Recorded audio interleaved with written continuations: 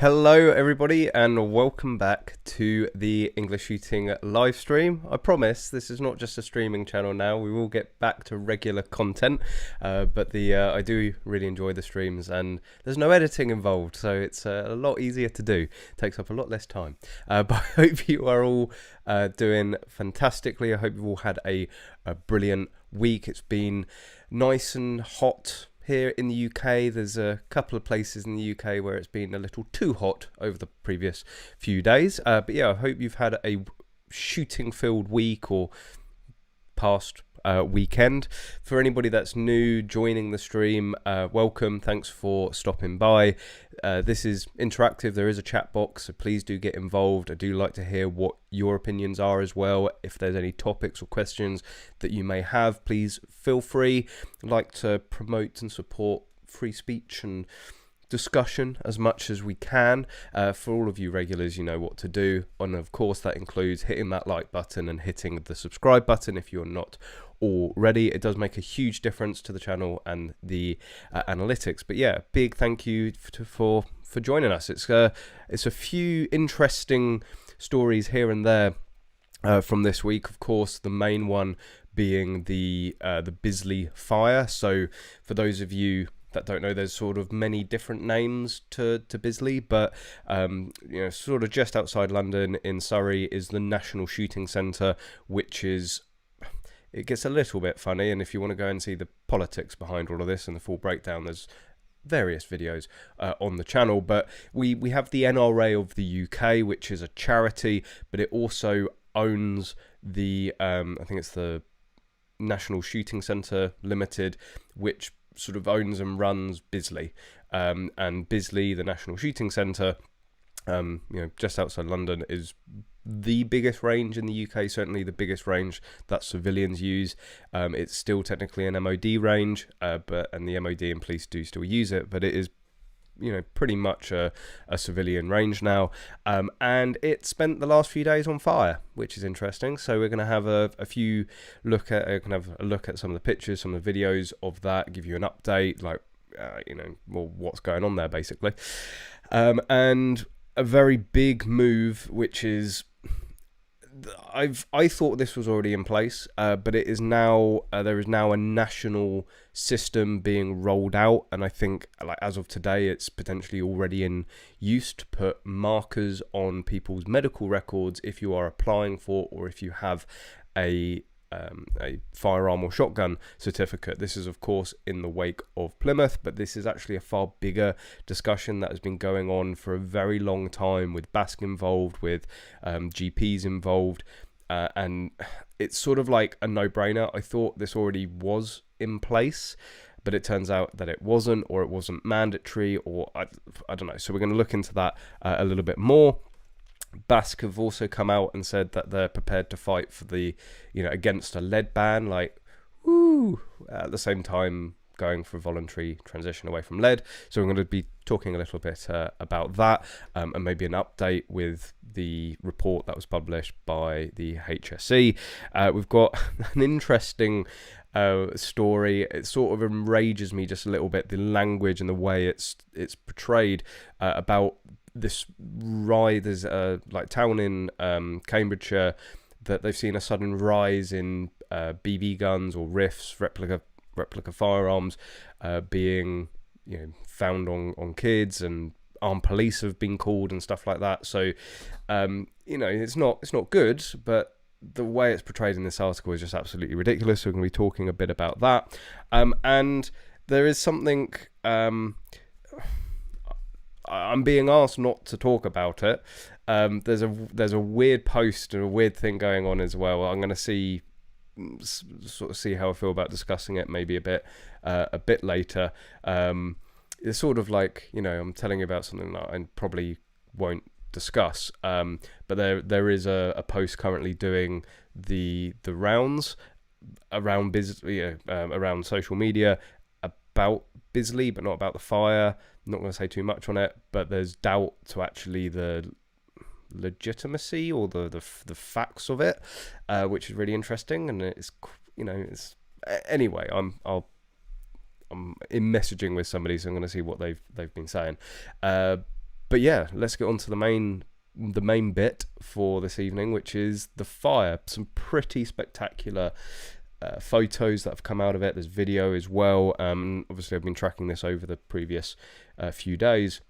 You might have already seen these photos on the English Shooting Facebook page. That's why I say go and follow the English Shooting Facebook page, because you get to see stuff like this and don't have to wait to a live stream.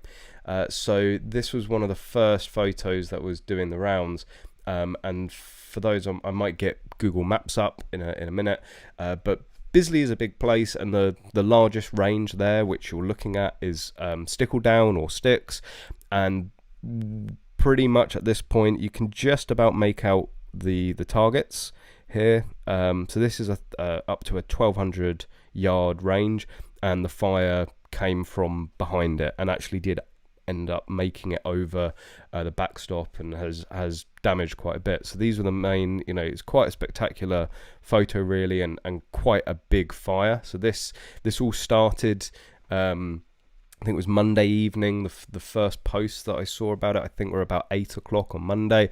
I first became aware about it around 11-12 o'clock, and yeah, it moved pretty quickly and became, you could see, apparently the smoke could be seen from Guildford, so it's which is not too far away, but it's still pretty impressive to be able to see it.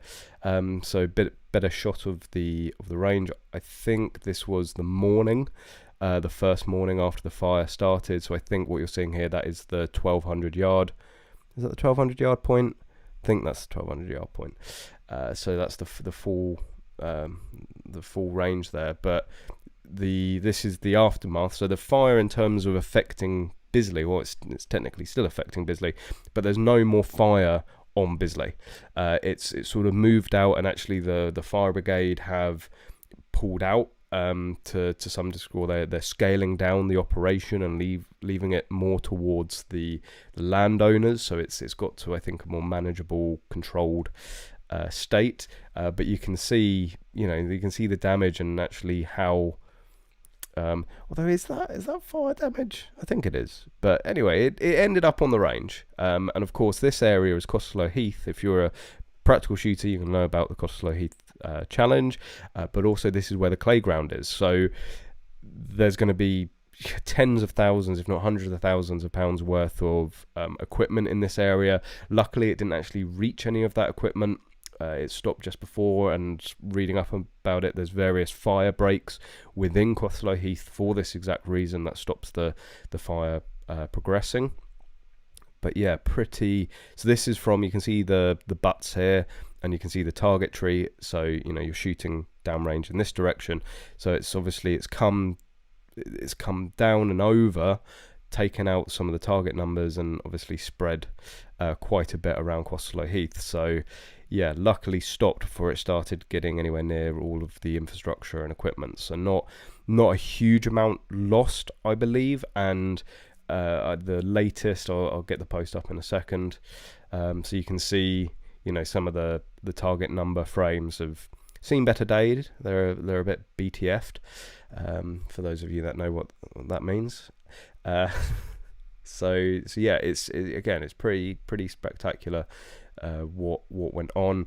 An aerial shot, so it was covering quite a large distance and actually ended up splitting. So I think what you can see here, I think that's the butts there, Costello Heath, and it ended up splitting to the right and also splitting to the left. So I believe it started more back in this area, more sort of Purbright.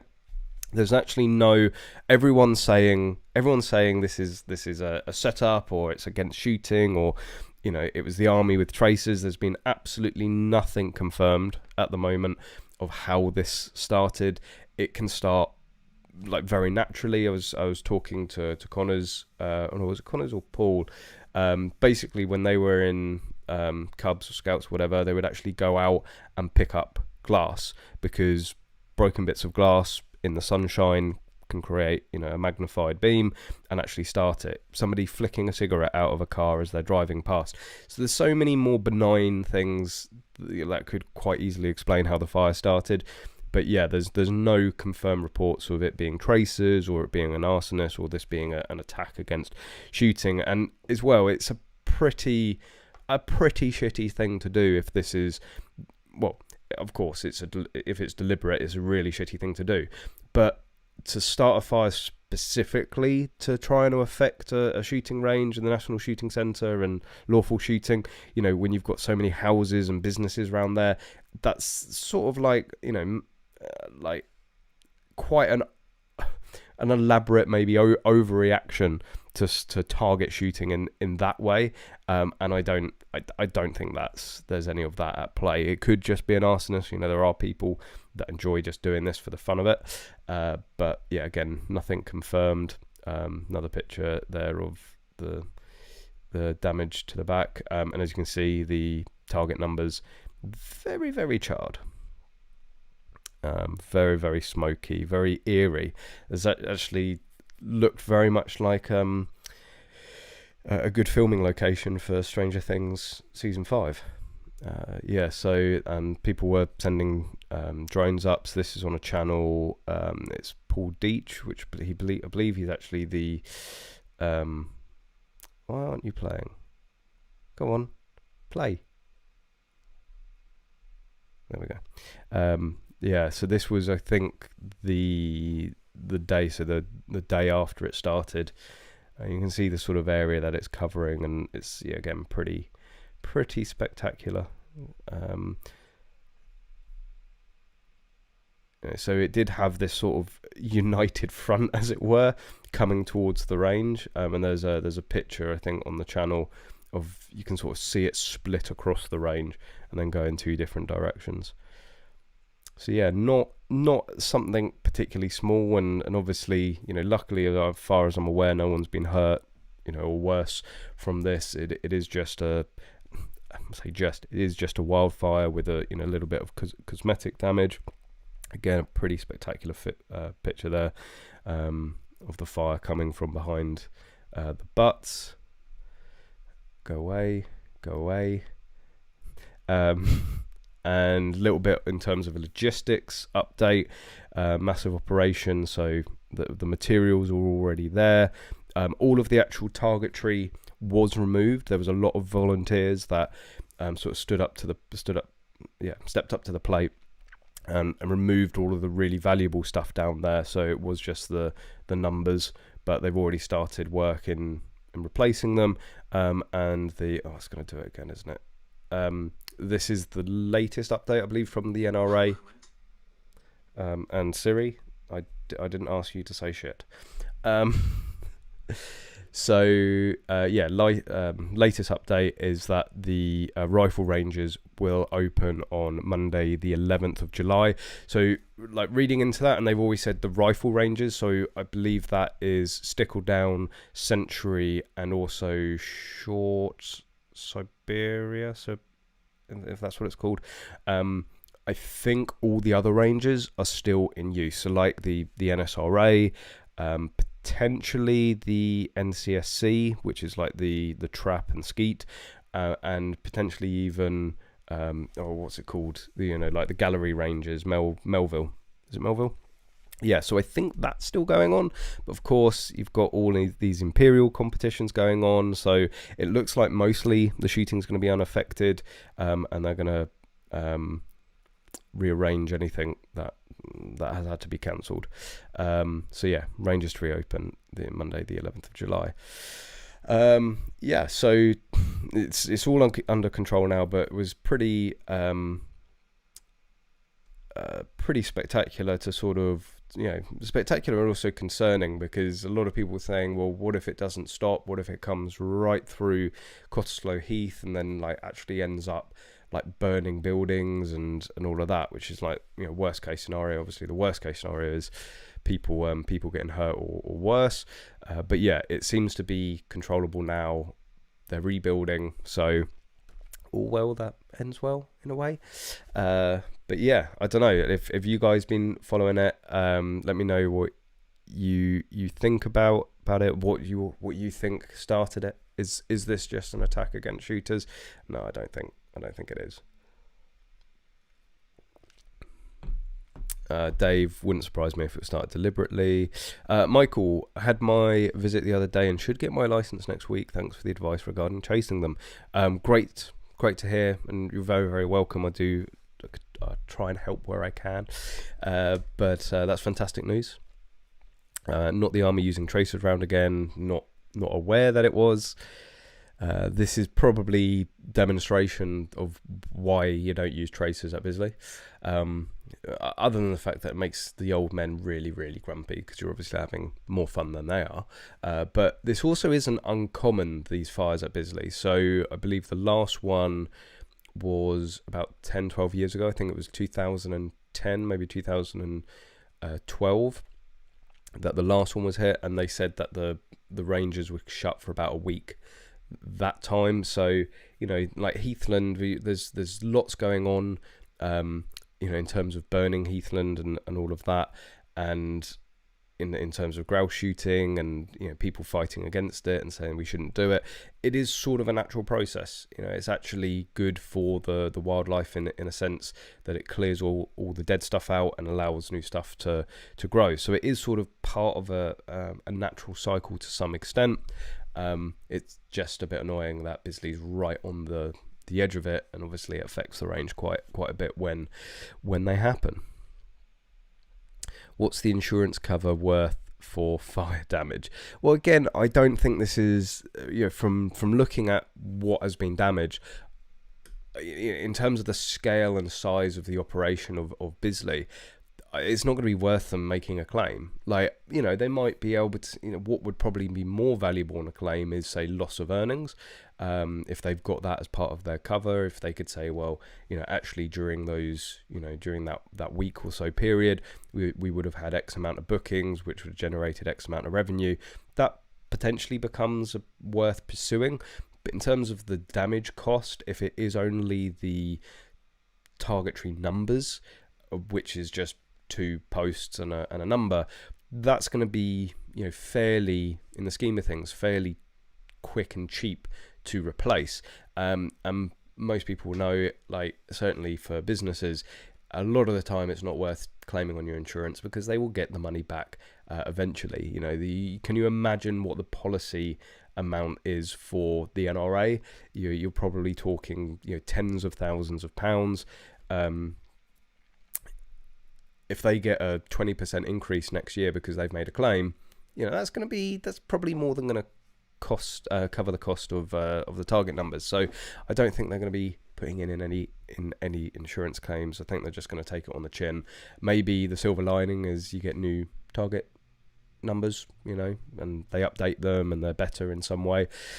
But yeah, no, from what I can see, no real costly damage or anything really expensive lost.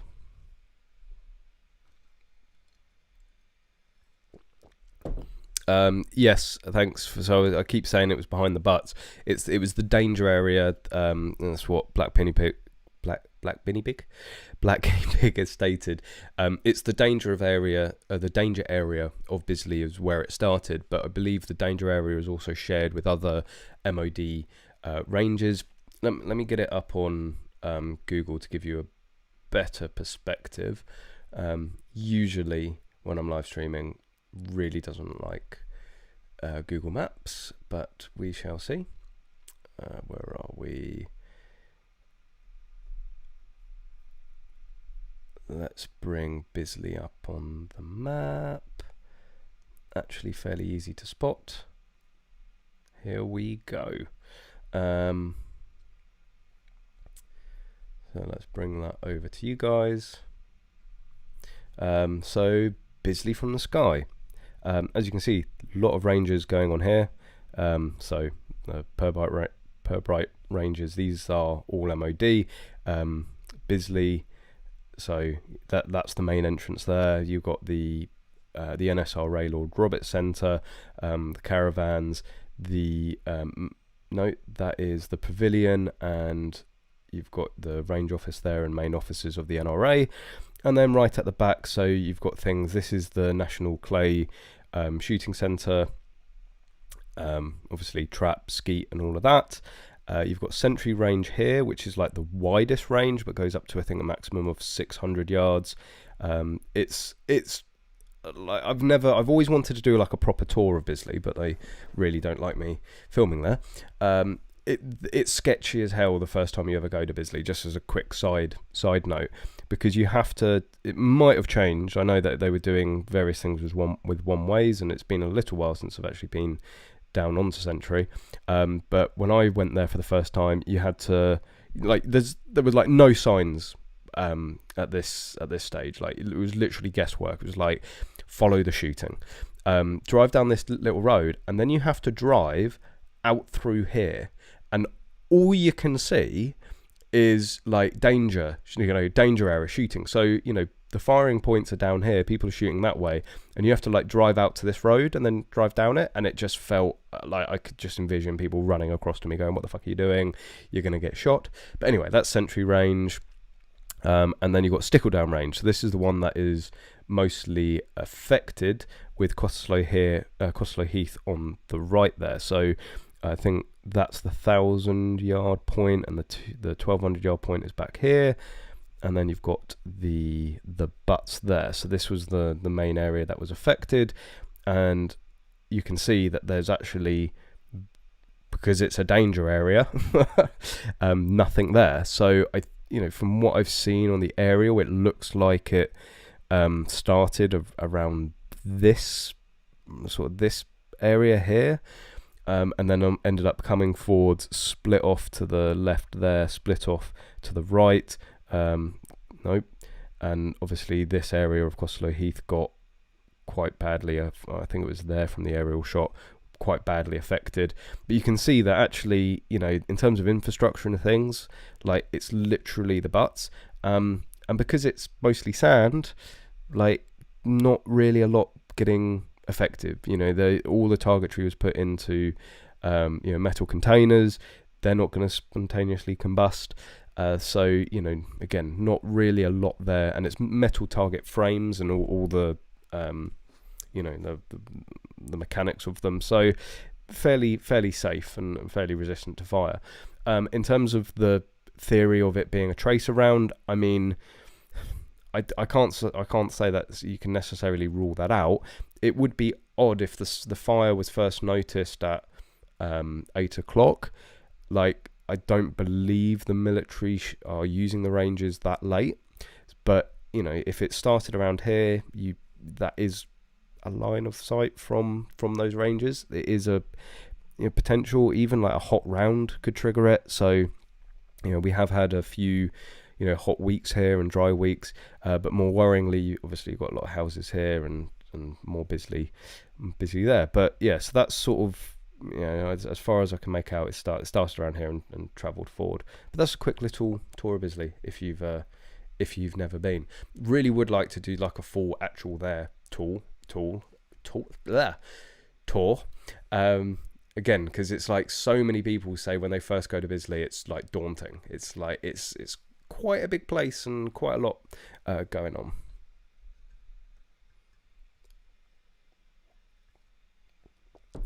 Driving around that area that day, you could see the smoke from a long way off along the M3. Jim, I feel so sorry for you guys in the UK. Here in Sweden, hunting is common, and most households in the countryside at least have guns. I have 2 ranges within 10 minutes drive of me. Yeah, I mean, I've been fortunate enough to be able to go out to Sweden. They are, you guys, are a much more gun-friendly country, but I think that does come more from the military and also the hunting, being more self-sufficient and actually having big areas where you're isolated. There's a greater need to be able to provide for yourself. But yeah, it's brilliant country, and yeah, you guys have a lot better laws than us. Just make sure you keep it that way.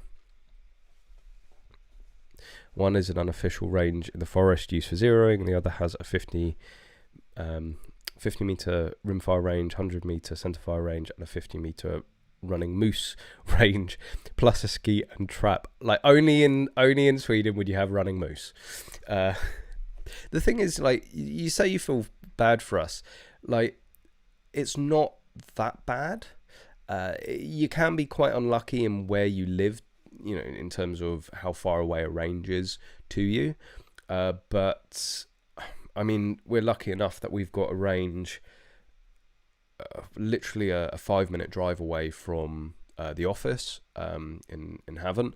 So, you know, that's quite close. When I was living in Fairham, I think that range actually did shut down, but there was one literally a 2-minute drive away from me. Plenty of clay grounds. You know, there's probably a good half a dozen within an easy drive. Yeah, the ranges, there's more ranges out there than you think. The issue is because of the culture, certainly with what happened through the 90s, the rangers don't like to sort of necessarily shout and like promote themselves that well. We can be quite an inwards sport and quite an inwards community here, which I would like to see change. I tried to do my best to change that, to publicise and sort of tell people where rangers are, how they can get started, and all that. But it is one of the most popular questions. Like, I don't know where to start in terms of even finding a range. And most people, after a little bit of digging, after a little bit of talking, you will find one fairly close to yourself. It gets a little bit more difficult if you want to start doing stuff like specifically like practical shooting. If you want to do practical shooting in the UK and you want to do it at a national or international level, you're going to have to be prepared to travel. You know, the closest practical range, technically Bisley, they do practical at Bisley, but that's a good, you know, hour's drive from us here. There's Dartford.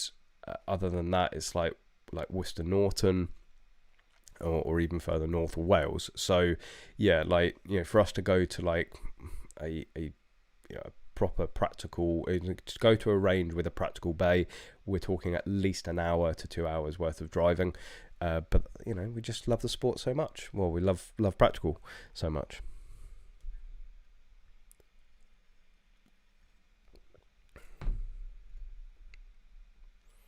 Eric Williams, just in time for the Imperial 2. What is it with the conspiracy theorists about this fire? Like, it happens. Like, I don't think it's that unusual. The Imperial tends to be during summer. Wildfires tend to be during summer as well. That's not like a huge coincidence there. There's some just like, I mean, I can get it to an extent, but you guys are just really mistrusting, aren't you? You're just like, you know, just put a couple of more layers on that hat, and the aliens won't be able to get to you. It's fine.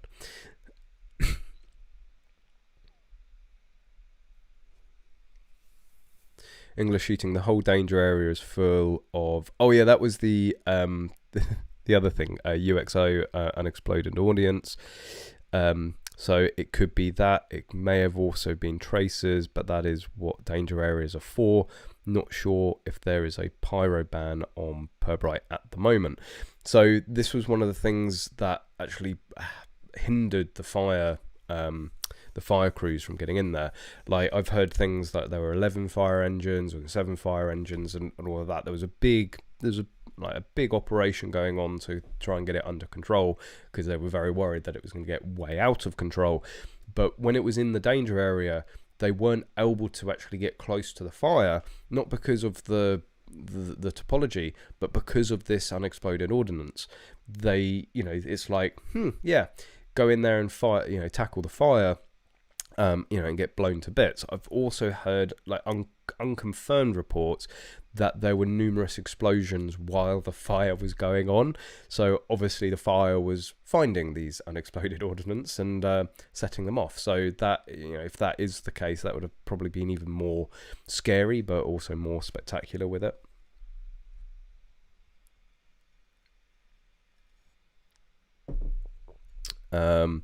You just, like, Black Penny Pig, you are just full of information. Every live stream, you just like, you just come and have the hold the live stream for me one week. Like, you know, I'm sure the audience would get far better information.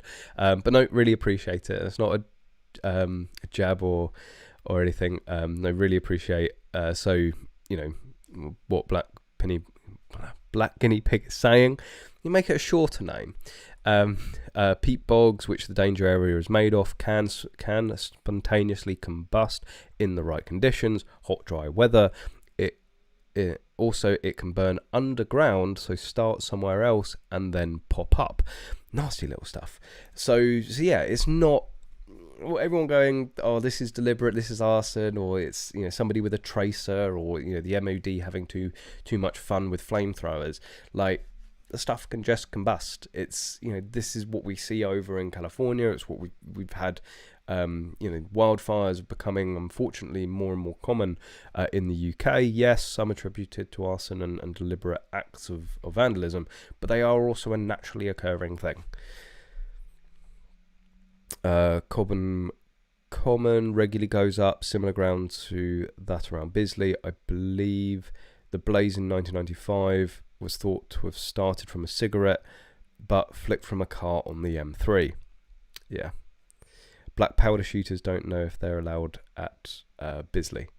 Black powder shooters are. They do black powder shooting. They're at the rifle ranges and also at the indoor gallery ranges. Well, okay, so people are bringing it up.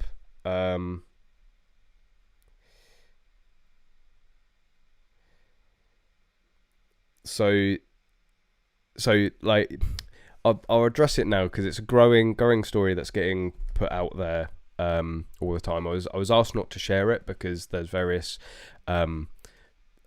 you know, what's being said to me by people in the know is that there's various facts wrong, but like, I'll address what I can at the moment from what I know.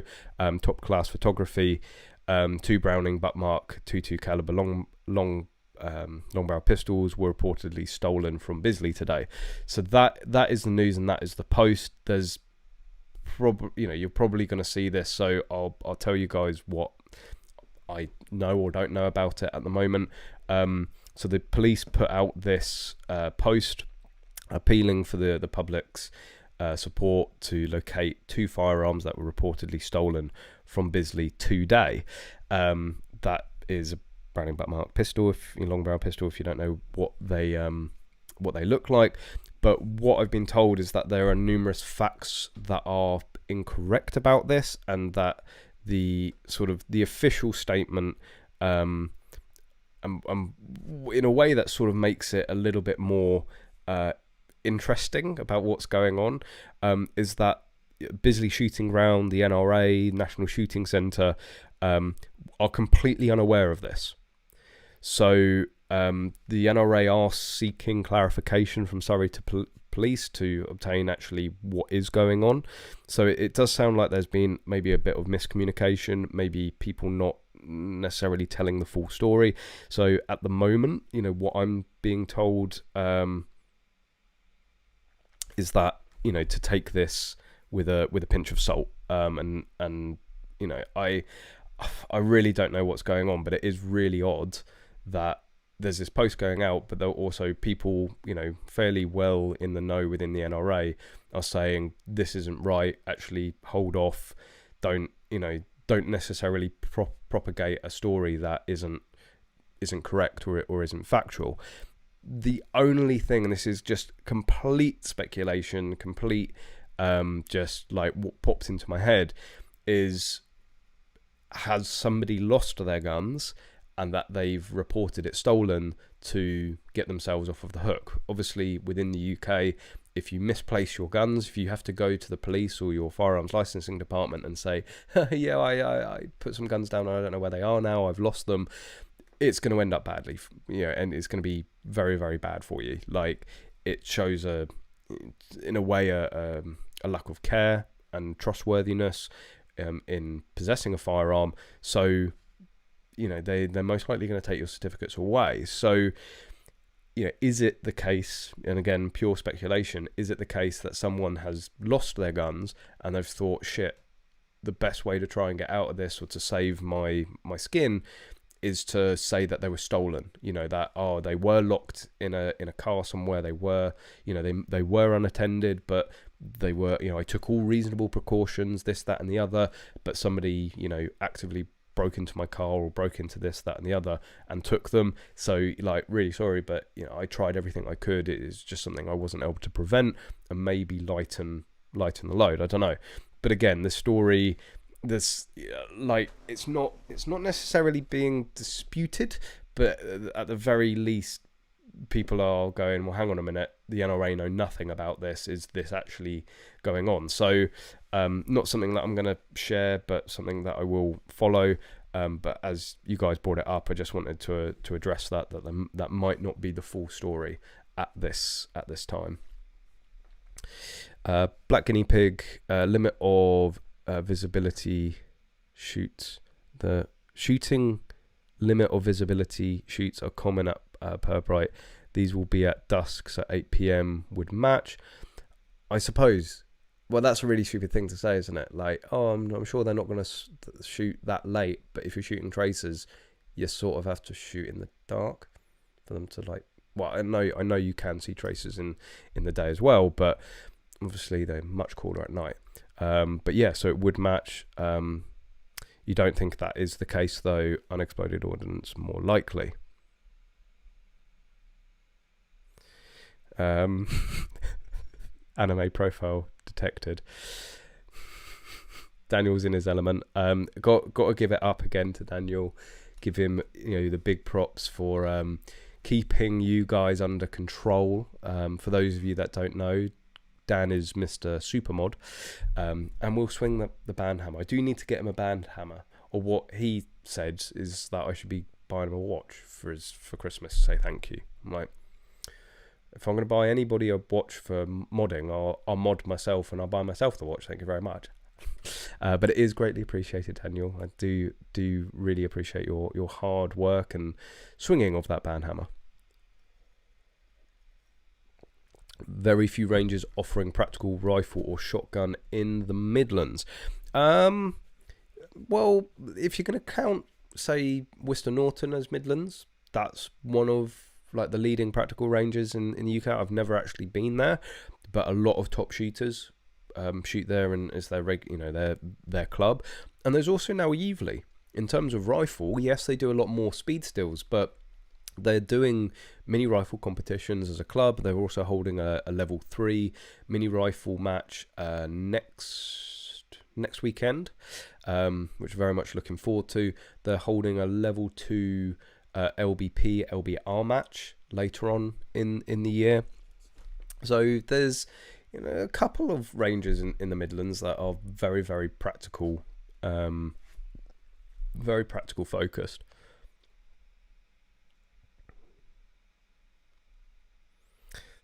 Harry Johnson, oh no, Chris Packham will blame shooting for the fire.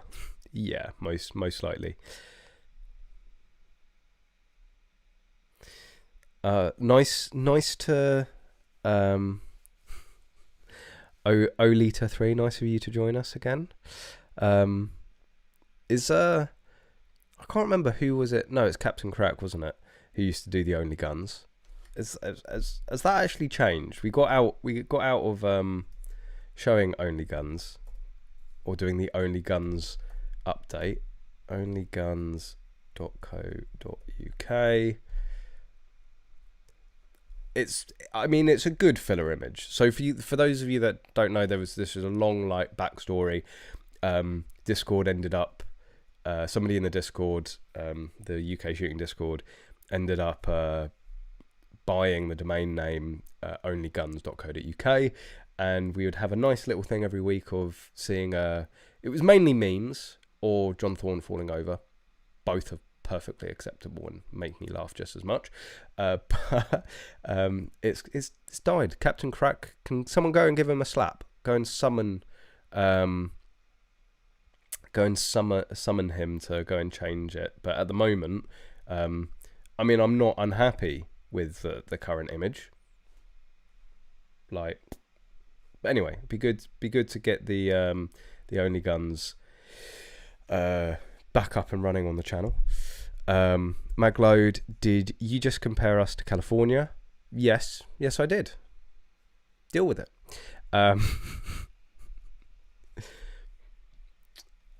Tracers are banned at Bisley. Yes, they are for the civilian side of it. At Bisley, actually Bisley, but per right is military. They can do what the fuck they want. I mean, like, you know, you say tracers are banned at Bisley. There's a lot of stuff that the police that you know come and use But Zero or come and use the actual Bisley Rangers that they get to use that no one else gets to, or the NSRA.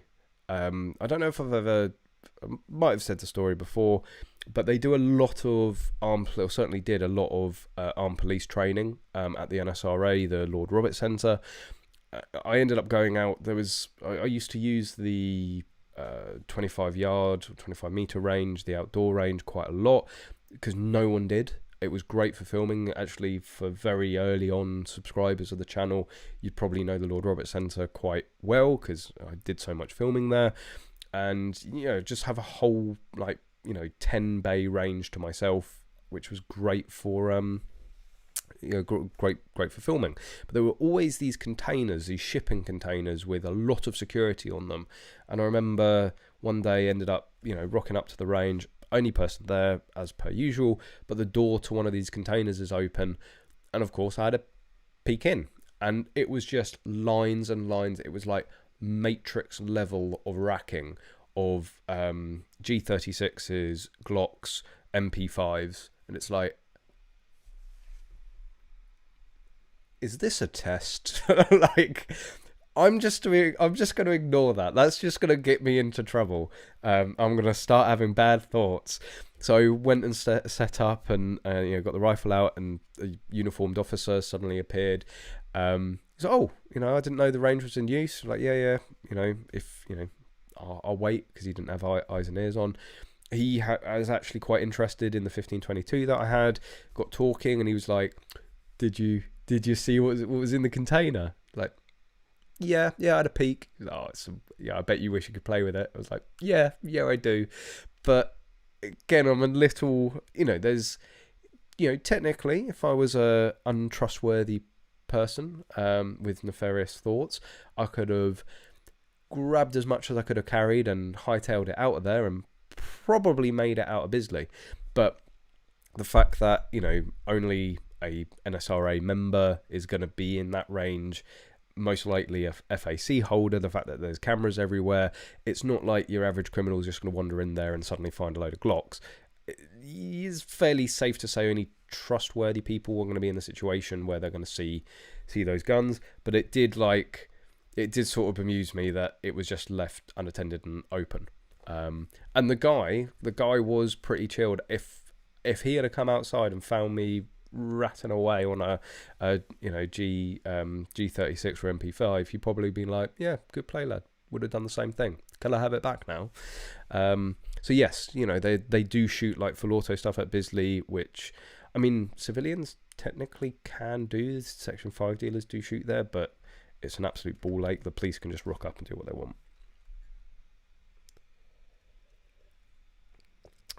Those G36s belong to the CNC, Civil Nuclear Constabulary.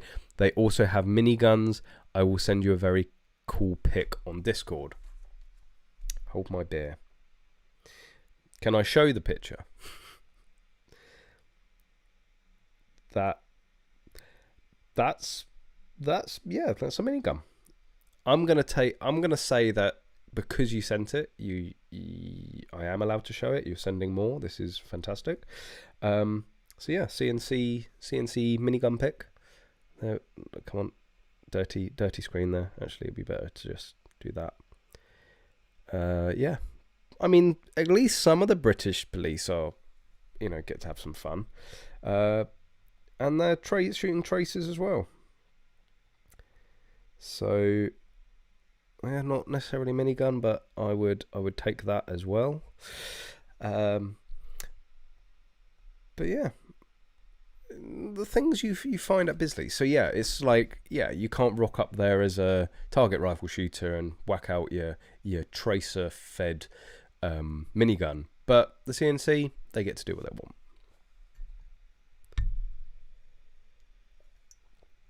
Layla01 submitted my FAC application in December 21 and still not heard anything back. Sent an email trying to inquire, only to receive an email back stating no updates on FAC applications being given. Really sorry to hear that, but you're in the same boat as a lot of people at the moment.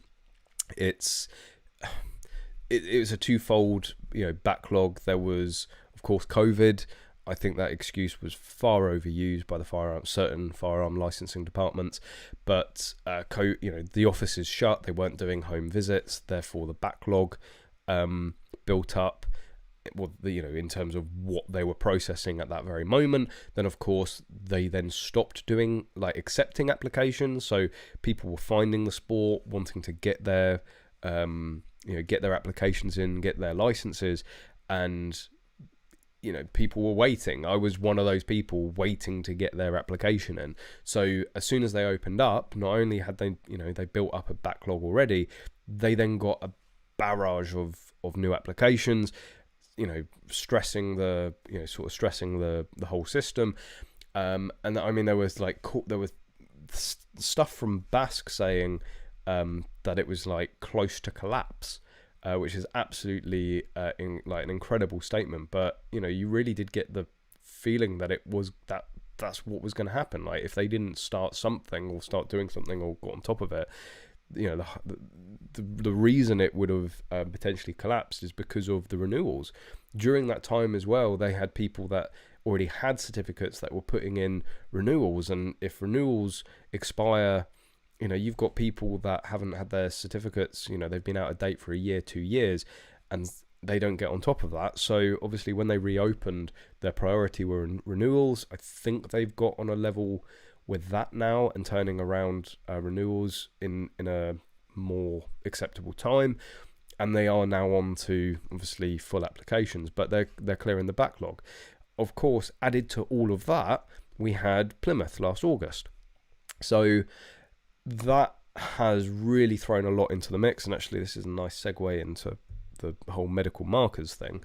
But every firearms licensing department up and down the country are going back through every renewal, every application that they've done in the last few years to make sure that there isn't a potential another Plymouth sat there waiting to happen. We all know it was just gross mistakes made by Devon and Cornwall Firearms Licensing Department. Very key and obvious issues with the person. Multiple red flags. And I don't think there's anybody with a straight face could say that guy was in any way, shape or form suitable to be in control of a firearm and have a shotgun certificate. And nobody else wants a repeat of that, so they're all going back through and checking it. And this ties in nicely, as I've said, with the news. This just sort of, no one's really talking about this, and I find it absolutely perplexing that it's not bigger news. It was actually my fiance and my dad that told me about it, and they were like, "Oh, you saw the thing about the medical markers?" I'm like, "No." They're like, "What?" But this is what you do, and I'm like, "Well, I haven't seen shit." Because everyone's being quiet about it for some reason. So this is the first article that I saw about it. New controls will see GPs alerted over gun owning patients' mental health. And it's I just said to them, but this is already in place. This isn't news. They already had this. Government announced new England-only system to toughen up gun control for those deemed medically unfit in the wake of Keyham shooting last August. But it will still be up to the GPs to alert police, which is still exactly the I'm struggling to find what the news is here. But going through Basques, so this article, this thing from Bill Harriman, I don't know how old this is. Unfortunately, there's no date on it.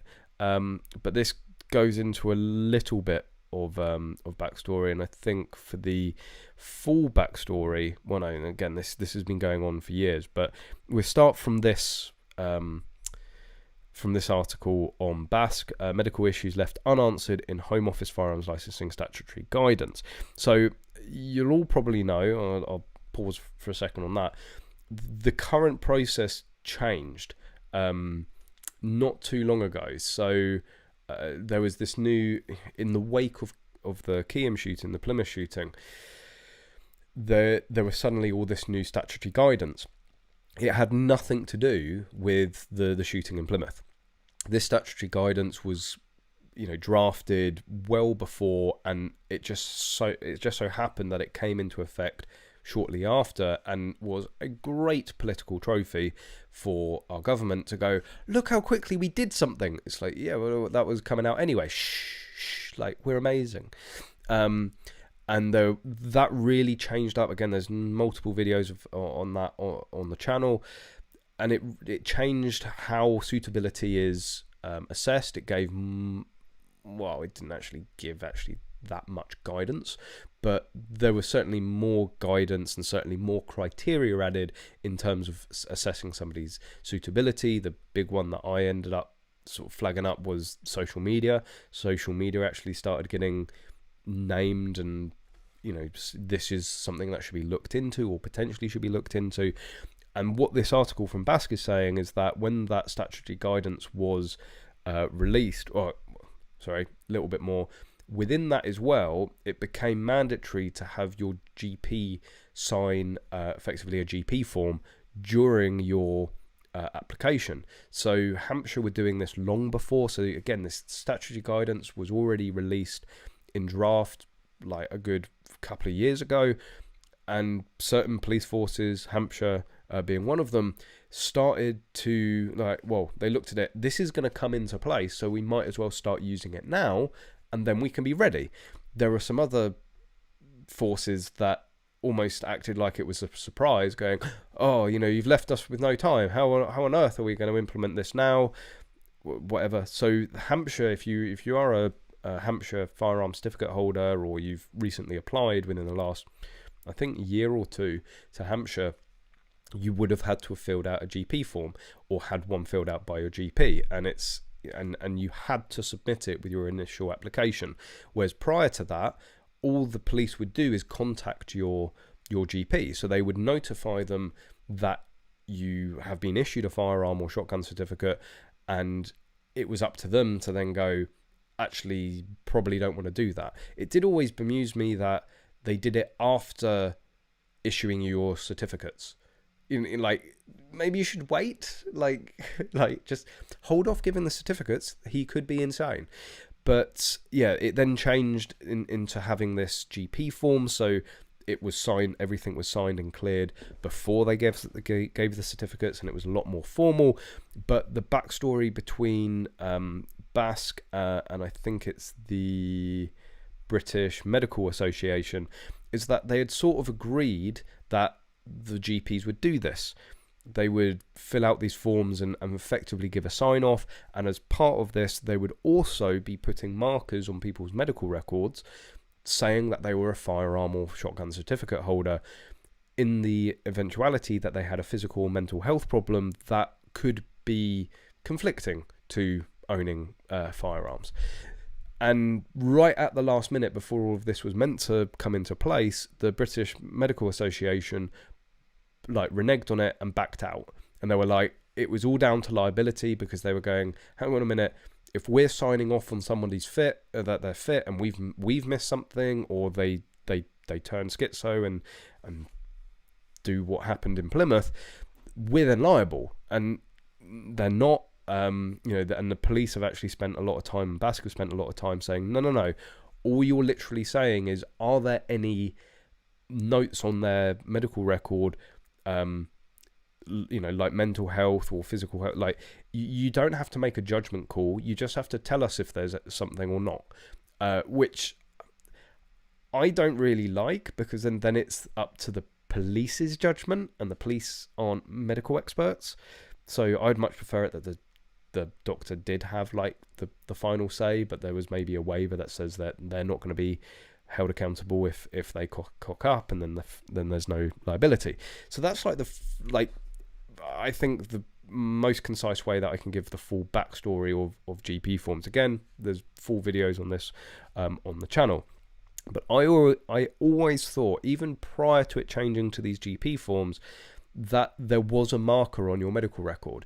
And it might be a case that some doctors were doing it, and they were doing it some way, in some form.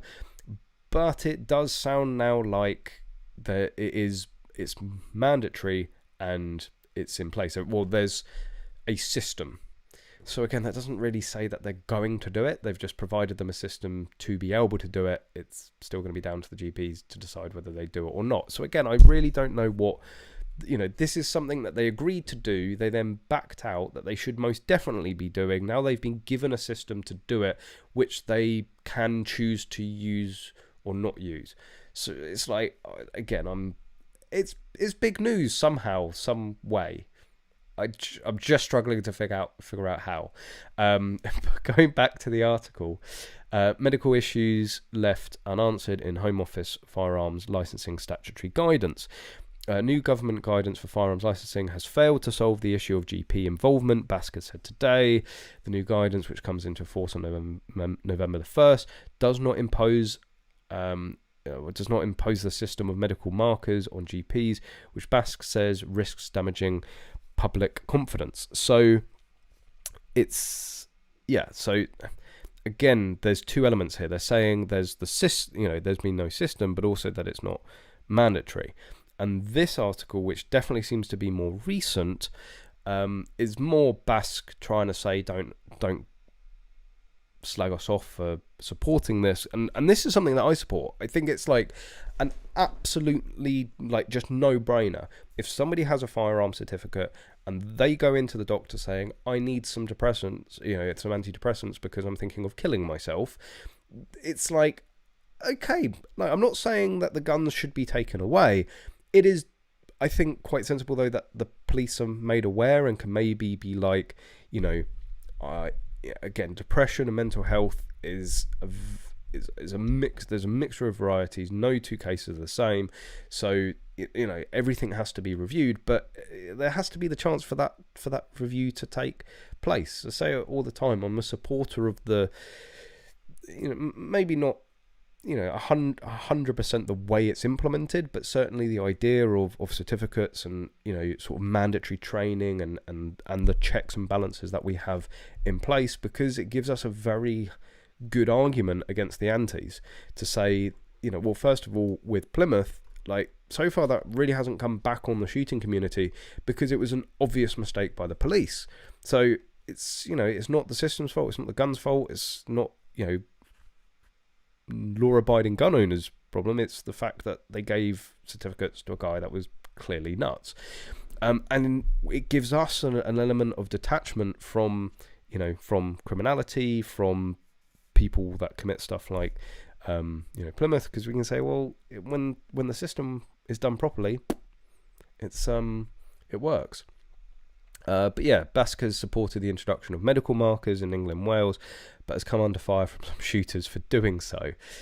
But yeah, so this, it does, again, this isn't really anything about the, this is I think, this is the precursor to it all. This doesn't really tell you about what's going on, but it's more about Bask saying don't hate us. Before I explain Bask's position on this, I need to rewind to 2016 and the snappily named Home Office Medical Issues Working Group. Bask was a member of this group, and we were happy to support its recommendations. These were twofold. When a certificate had been granted, the licensing department would send a letter to the holder's GP asking for any concerns to be voiced within 21 days. Again, that's just madness. It's almost like, what is the point? If it is if somebody is getting a certificate because they're deranged and insane and they're going to go and do something bad with a gun, 21 days is a long time, right? In addition, the GP would be asked to place an encoded reminder, posh speak for a medical marker, on the medical records to draw attention to the fact that the patient had guns should he or she be present with any condition that gave concern about their continued possession in the future. Regrettably, the British Medical Association reneged on its support just days after this agreement. And brings us today. So let's this was I could only find these two articles about it. Let's find a little bit more. So gun owners will have digital alerts added to their medical record warning doctors in case they become deemed unfit to hold firearm licenses, but it will still be up to doctors if they want to inform the police. So it's like, and this was one of the main breakdowns, and it does go into this, I think, in this article a little bit more. So because they talk about Plymouth. A new system will see doctors automatically alerted if a relevant change in their medical situation is recorded. This could include a change in their mental health, a diagnostic of a neurological condition, or evidence of drug or alcohol abuse. The change means GPs can alert the police, who can then ensure that licensed gun holders who may no longer be able to be fit to own a firearm are identified, their license is reviewed, and potentially their firearm seized. So again, actually, I think this was, like, reading into it, this was one of the this was one of the sticking points, was actually about, like, GDPR and patient confidentiality and trust with the doctors. What the doctors were worried about was effectively snitching and sharing information about their patient that they deem to be confidential. So what this system now, I guess, is, and the main news about this system is that it will allow doctors to, legitimately, without worry, notify the police if there are any concerned. It's still, I think, fairly manual. The mechanism exists, and it's removed some of the concerns of the doctors, but it's still down to the doctors. And I think this is yes. So, however, during a pre-inquest review, Dr. Caroline Adcock revealed that Davison's GP had not passed on information requested by the police about the shooter when he requested a gun license. So this was, of course, prior to the statutory guidance, which requires the GP form, and of course this obviously has created issues with GPs conscientiously objecting and refusing to be a part of the system and the process, and obviously people having to go to Medicert or shotgun medicals and stuff like that. But that's a whole other issue entirely. But yeah, it still fell down on the GP. Obviously, they had notified the police. The police had notified the GP, but the GP had been like, nah.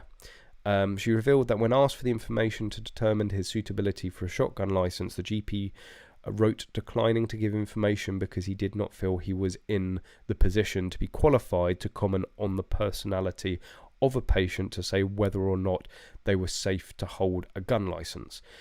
And it's like, this, I think, is the real, like, case in point of the issue. Doctors being concerned, like, well, hang on a minute, I don't want to have the say in this, that, and the other. And it was never meant to be about that. It was purely meant to, is there anything on the file that we should know about? You're not making a judgment call. So, of course, as it transpired, there was a lot on his file that the police should be aware of. It doesn't let, in my mind, Devon and Cornwall off the hook, because the guy, I think, was arrested twice. They knew that he was on anger management courses. I believe they knew that he was on anger management courses, because I think that was, like, one of the agreements of not going to prison and the result of one of the investigations into him.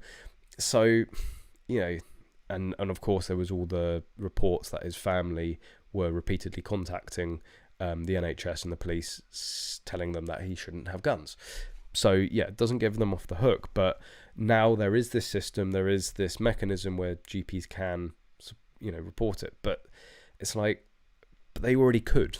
Like, this was already going on it was already like previously agreed on and then obviously backtracked on.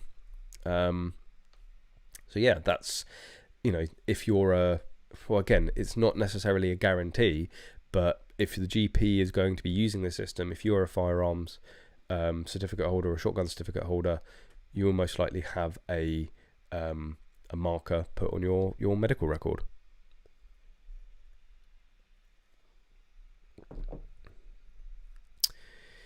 Daniel, Callum isn't good at spooning. Thank you for that. Maybe not good at spooning because I'm the wrong shape for you. Flashbacks to images of Dan shirtless bursting into my door. Yeah, I'm not gonna pretending to be a bear. Oh, yeah, I'm not going into any more detail on that. Like you just don't want to know. You really don't. Come to your own conclusions. Fine, it's still going to be better than the truth. Jim, are civilians allowed tracers? Yes, they are. There's no restriction on them. What got you saying? Like you've been an active bunch.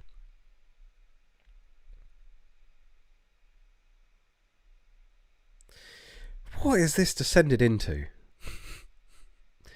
Black Guinea Pig, lots of cool CNC pics on Discord.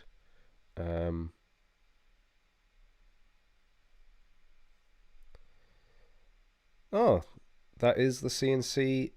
I believe that's Melville. Some more CNC civil nuclear constabulary on Melville. And then I saw there was another photo of a shooty shoot. Is that Melville again? Yeah, so CNC with their G36s, I think, on Melville. Thank you for those, Mr. Guinea Pig. And yeah, sorry, I did miss the previous messages, but I will try to remember to reply after the stream. What is this? You have to warn us before you show them those pics, Callum. Give us a chance to grab the tissues. Sorry, I didn't give you a warning that time either. Magload, you mean you don't watch the stream with a box of tissues next to you anyway? Maglube has a lot of uses, as I'm sure Connors is currently demonstrating. Send pics. I'm not your type. How am I not your type? Like, surely I just should fit into everyone's type, right? The miniguns except or for guarding nuclear waste cargo at sea. They get all the fun jobs, don't they? Skimbleshanks, my payment for renewal was accepted, but then got a letter saying old license extended. So yeah, that was pretty common. That's what a lot of forces are doing. Like quite ridiculously, like I think there's built into our in firearms license, there is sort of a mechanism where they can automatically extend it for like a set period of time. But a lot of licensing departments were still not able to process the renewals within that additional time. And it got to the point where they were just like, they would give you a letter and go, we're just saying that your stuff is valid for the next month. And there was one shooter, I think he was like 6 months over. Again, I covered this on a previous live stream. He's like, his certificates had expired 6 months prior, and he was just, all he had was a letter from the police saying, nah fam, it's all good. Like, you know, like something that you could probably knock up on a printer at home. Not that I'm suggesting or advocating anybody should do that.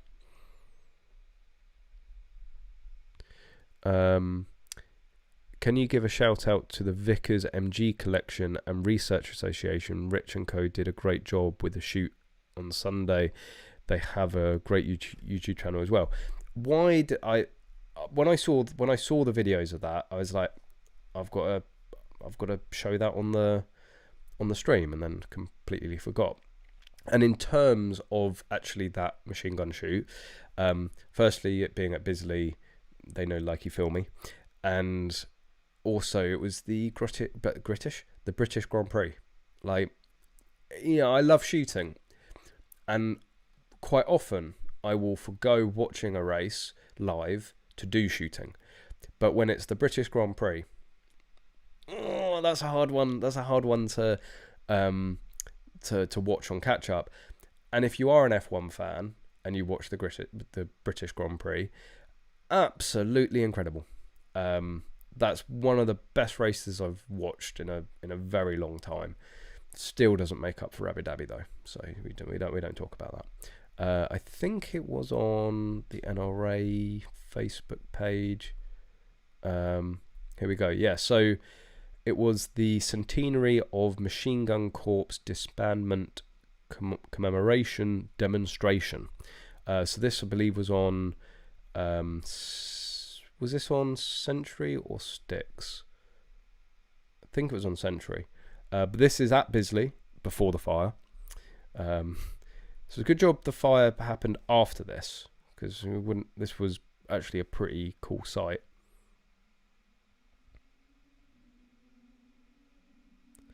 But it's not the best view. There's a there we go. There's a whole line of them, and they are shooting live rounds. It would have been interesting to see actually how much was, how much of it was on target. Like, so yeah, that's not a sight you get to see very often. Certainly at Bisley. Yeah, I would have loved to have gone and experienced it myself. But the British GP was pretty cool. So yeah, so who did you say? So it's the Vickers MG Collection and Research Association that made that happen. Is that actually one of their videos? No, it's the NRA. And yeah, so the Vickers Machine Gun Collection and Research Association held a demonstration on Century. So yeah, if you want to go and shoot some machine guns, go and hit up the Vickers MG Collection. See, like we do get to have fun here every now and then. I wonder how the authority works in terms of people shooting those, like how that works, or are they all just Section 5 servants or Section 5 dealers? So yeah, pretty cool. Yeah, so that was this Sunday just gone, held at Bisley.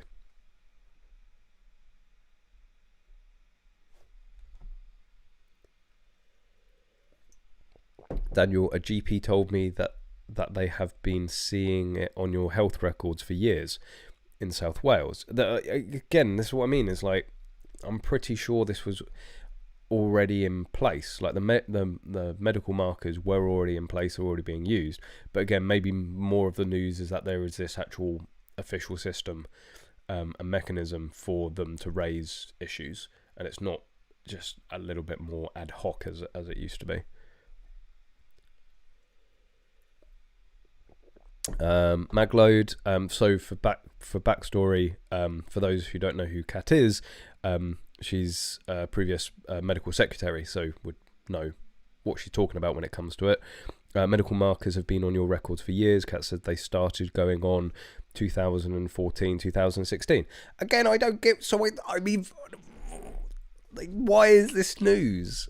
You know, we've introduced medical markers. Great, we already had them. Yeah, but now we've got a new system. Great, that we're not going to use still. Like, what? I really don't. I think more thinking and time to, you know, I'll try and do a full video on it when I've got my head around actually what the news is. She said it was a mandatory code for your file, and it has been on there since then.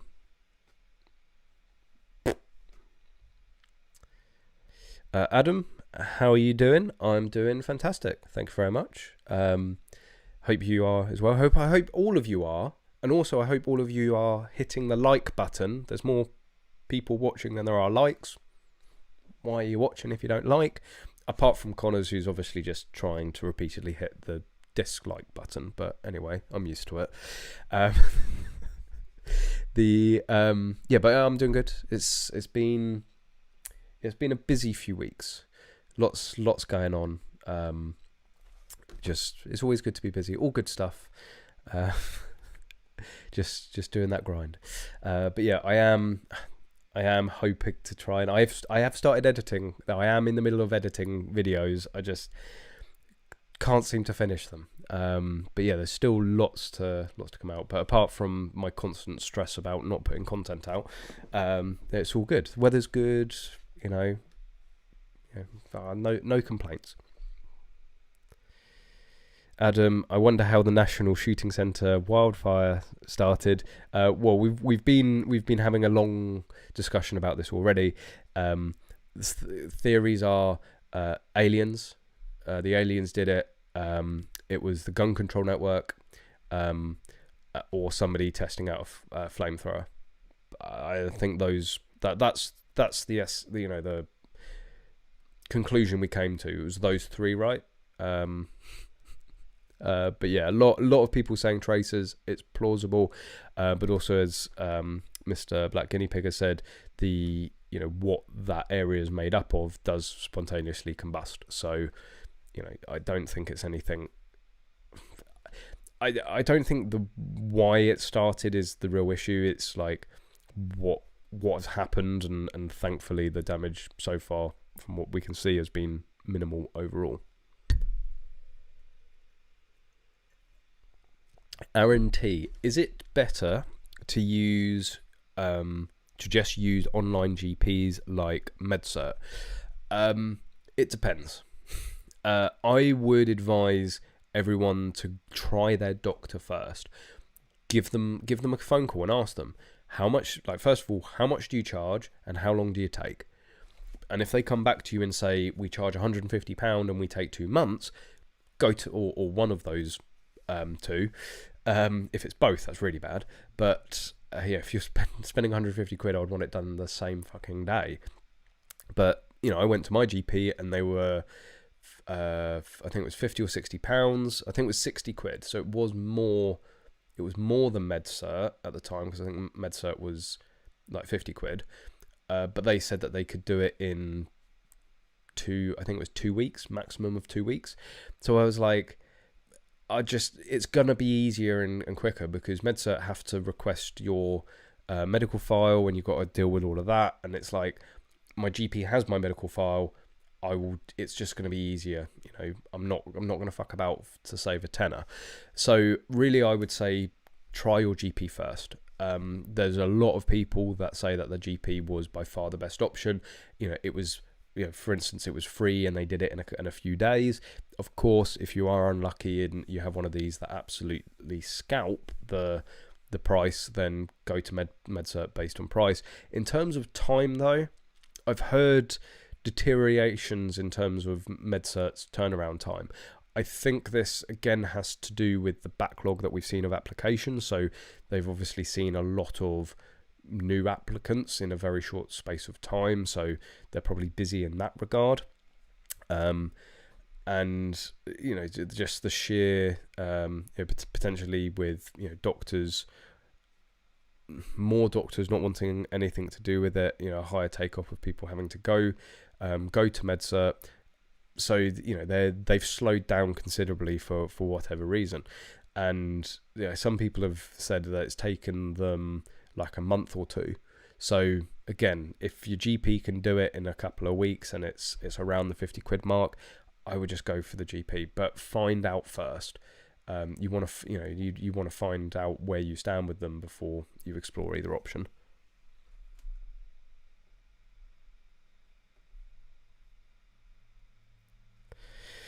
Daniel, this would just push people away from getting help. They would be too scared to go for a GP for a general care and letting something slip, or the GP making a decision without further knowledge. This was actually raised in this as a concern, is that that's part of the reasons the GPs didn't want to do it, because they their main concern is your health, your well-being. And they want you to come to them, or be able to come to them freely whenever you need, when you have issues, when you have concerns, when there's something that is affecting your physical and mental health. And they were worried that this is the exact scenario, that people aren't going to go to their GP. But this has been the case for a very long time. There are a lot of shooters that I personally know that will not tell their GP certain things, right? And that's, you know, from a medical standpoint, that's very, very bad. And not just, you know, mental health, you know, physical health, or, you know, the whole thing about drinking and drugs, right? You know, somebody ends up having, you know, because when you join a new GP, or they get you to do it regularly, you've got to fill out, you know, how many drinks that you have. And, you know, you can bet your bottom dollar there's a lot of shooters out there that go, huh, you know, what's the actual number? Divide that by 10. There we go. And, you know, then the GP isn't having a real, isn't having an accurate reflection of your health and how some things may be affecting you. And it may even hinder diagnosis when there's a serious issue. The other one being drugs, you know, and how, you know, you're not, if you know, like, of course, taking illegal drugs as a firearms certificate holder, not the smartest move in the world, but, you know, if you're taking, you know, and you can get into a very interesting conversation, but let's just say more, you know, more of the pill type of drugs that can have a variety of different effects on the body. You go to the GP with an issue, and you don't tell them that you've been taking the you know, these whatever drugs, and you're in fear that it's going to be flagged to the police and this, that, and the other.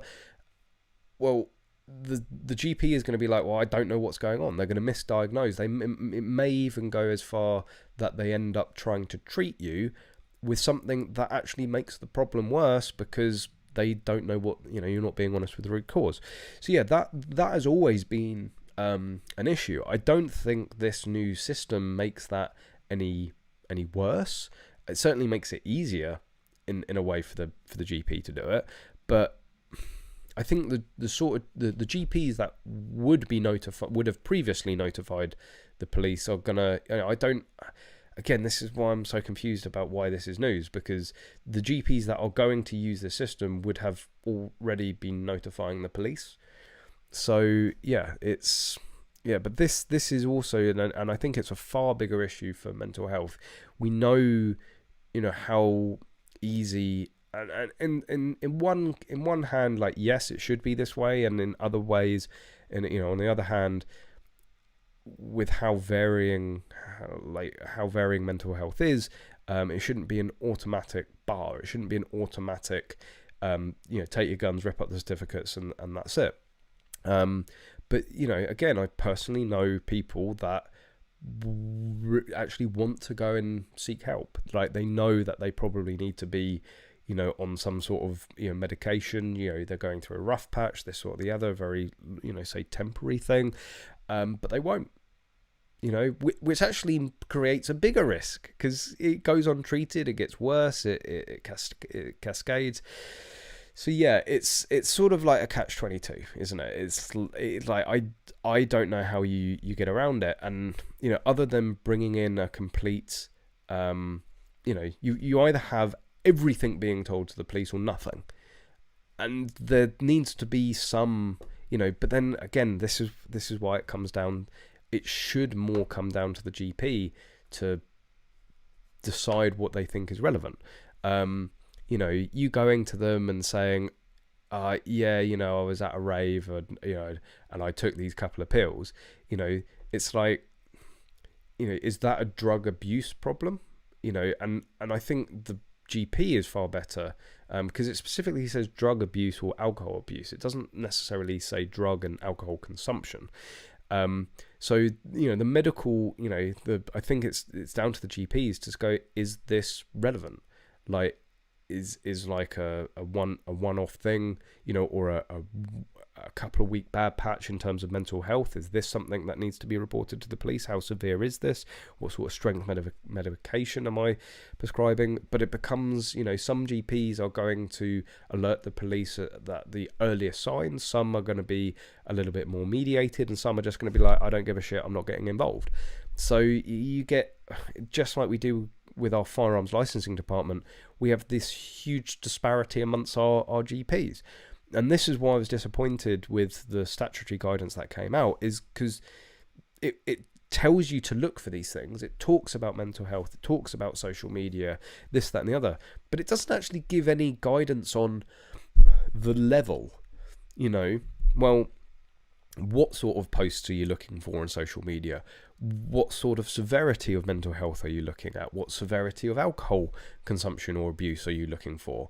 You know, is alcohol abuse considered 5 pints a week? Is it considered 15 pints a week? Is it considered 2 pints a week? Like, what's the bar? There has to be, I think that's where more sort of definitive guidelines would be better, because if that's, like, everyone knows the playing field then, don't they? Right? Everyone knows, you know, oh shit, you know, I had a few sessions this week, I'm over my 15 pint limit. It's like, you know, no one knows where they are, and that's what leads it up to interpretation.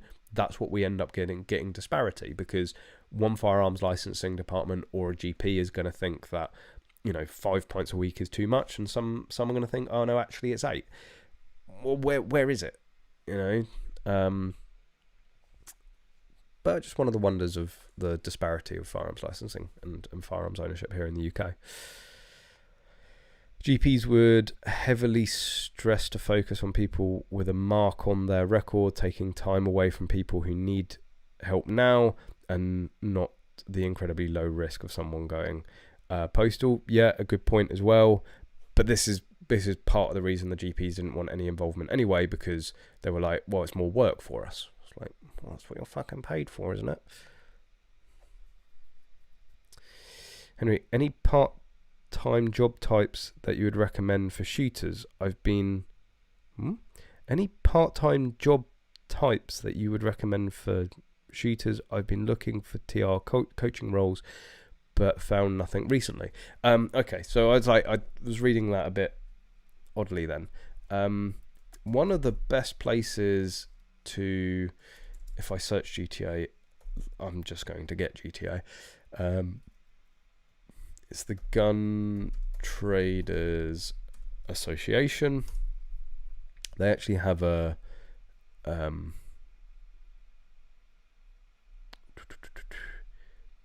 so here we go. This is the GTA, the Gun Trade Association, and somewhere around here, careers. Yeah, okay, whatever. Situation vacant page. Is this what you're looking at or looking for? So yeah, the Gun Trade Association have a vacancy page. I don't know how up to date it is. I don't know how necessarily good it is, but you can see, I don't know, and again, I don't know necessarily if it's part-time, but this would be a good starting point. So I think it's W. Horton and Sons. I think this is the apprenticeships. If you're a gunsmith or engraver, have skills in part or four you wish to either reduce your overheads or take a leap of faith going on your own, we want to hear from you.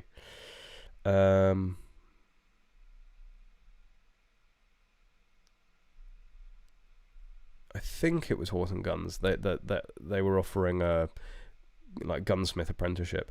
But yeah, I mean, you know, gun shop assistant. So if you're actively looking for roles, then yeah, check out the GTA. In terms of so that's like really the best way to look for vacancies. In terms of like job types that are shooting orientated, like I don't know, like it's hard for me. I could only advise types of jobs that I would like envision myself doing, or like I would be interested in.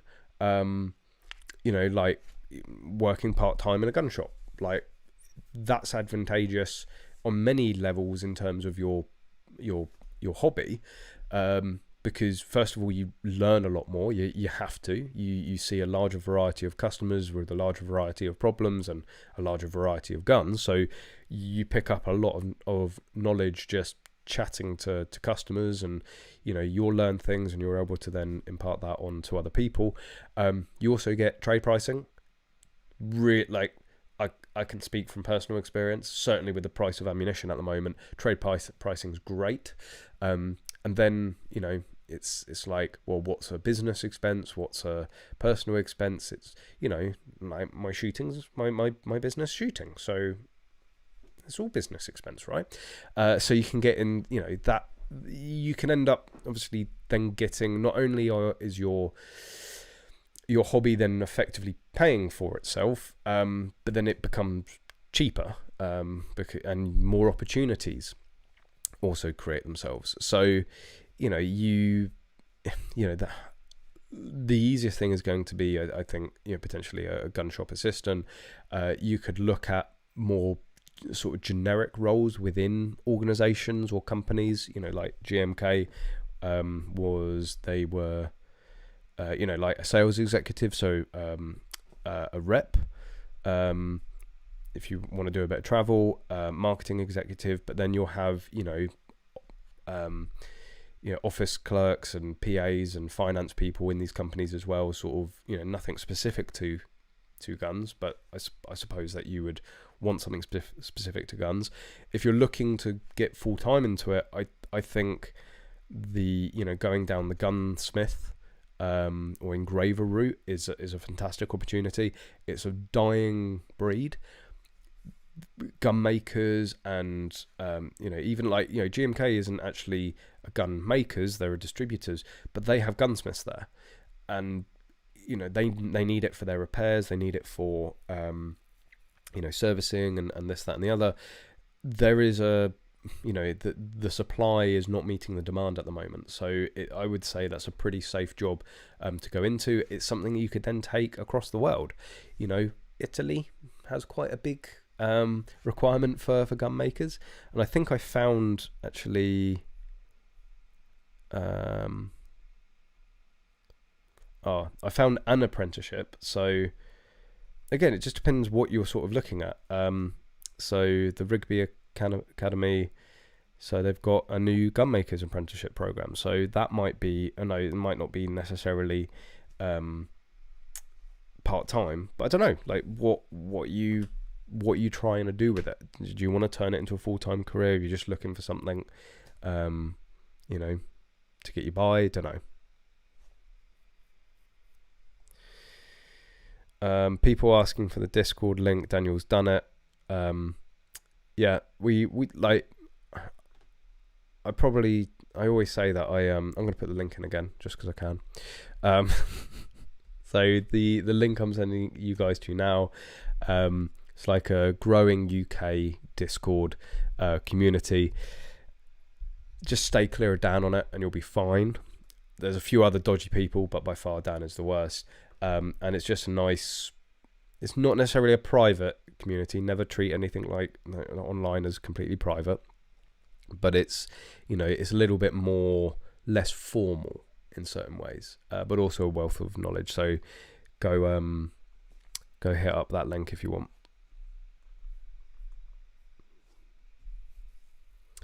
Aaron T, if your GP is anti-gun, then maybe Medicert will be better. Absolutely, that's another consideration. That's why I say to get in contact with them. Obviously, if they're like, we want nothing to do with guns, go Medicert.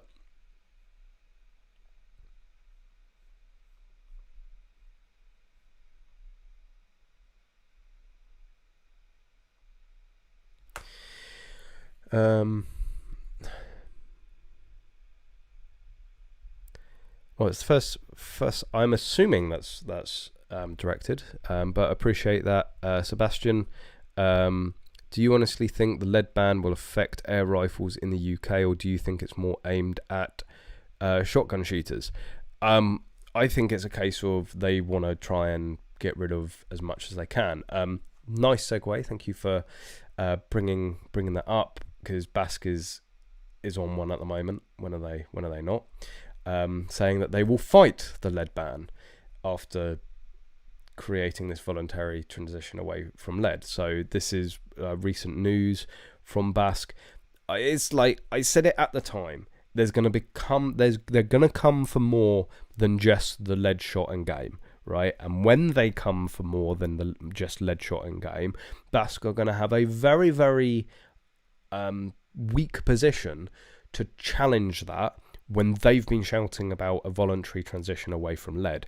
Granted, they've only been talking about a voluntary transition away from lead in regards to game, but it was poorly marketed, right?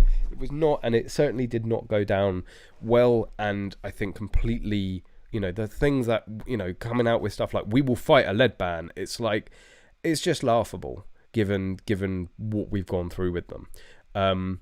So the main proposals, and in terms of, is this just going to affect lead shot? Absolutely not. They are coming after everything.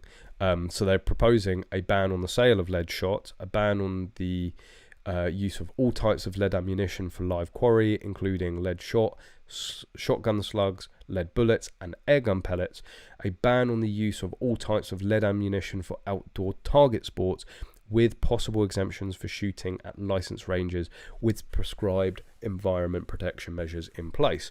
So, that is black and white. The proposal from the HSE is to completely ban the sale, completely ban lead ammunition from being used to shoot live quarry. Now, bearing in mind that, would you say more? I think there's going to be a higher proportion of people using air guns for live quarry than say just target shooting, but also a lot of the airgun shooting, is done in your back garden. It's done a little bit more ad hoc because it's a lot easier to shoot an airgun here in the UK, and also purchase. As soon as you start doing it outdoors, they want to ban that. So yes, airgun shooting will be heavily affected. I think actually there's some of they're going to be affected the most because there are far fewer alternatives, viable alternatives for airgun shooters. Like, we do have still shot. Yes, there's the whole discussion about effective kills and this, that, and the other, but you can go into a gun shop right now and go and buy still shot.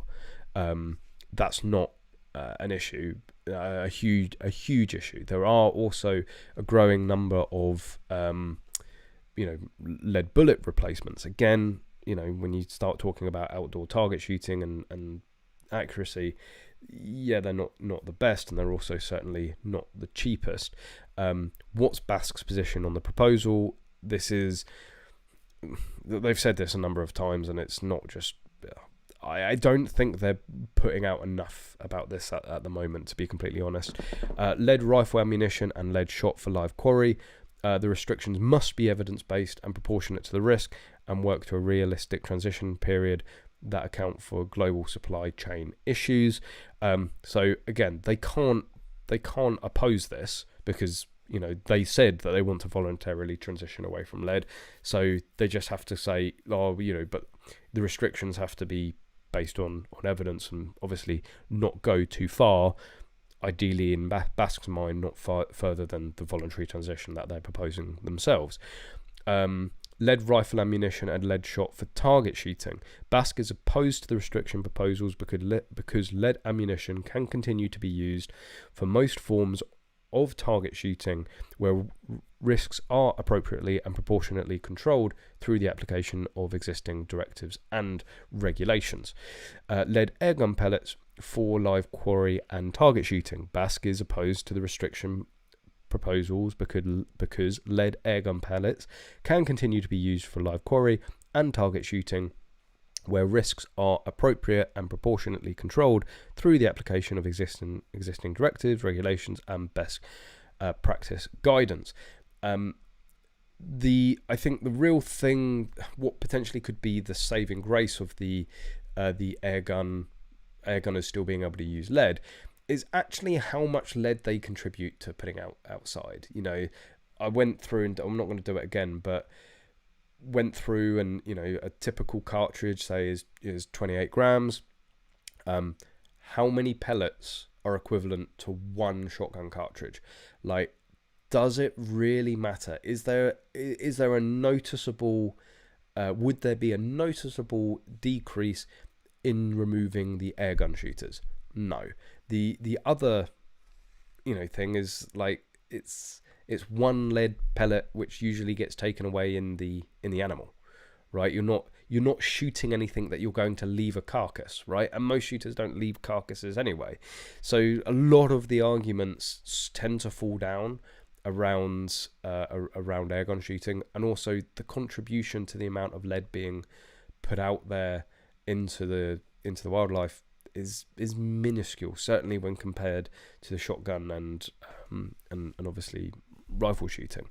The thing that's frustrating me the most, and I know I keep threatening to do it, and it is on the list to do, and I'm hoping to do it as soon as possible, is nobody has released any guidance about filling out the consultation. Very important consultation.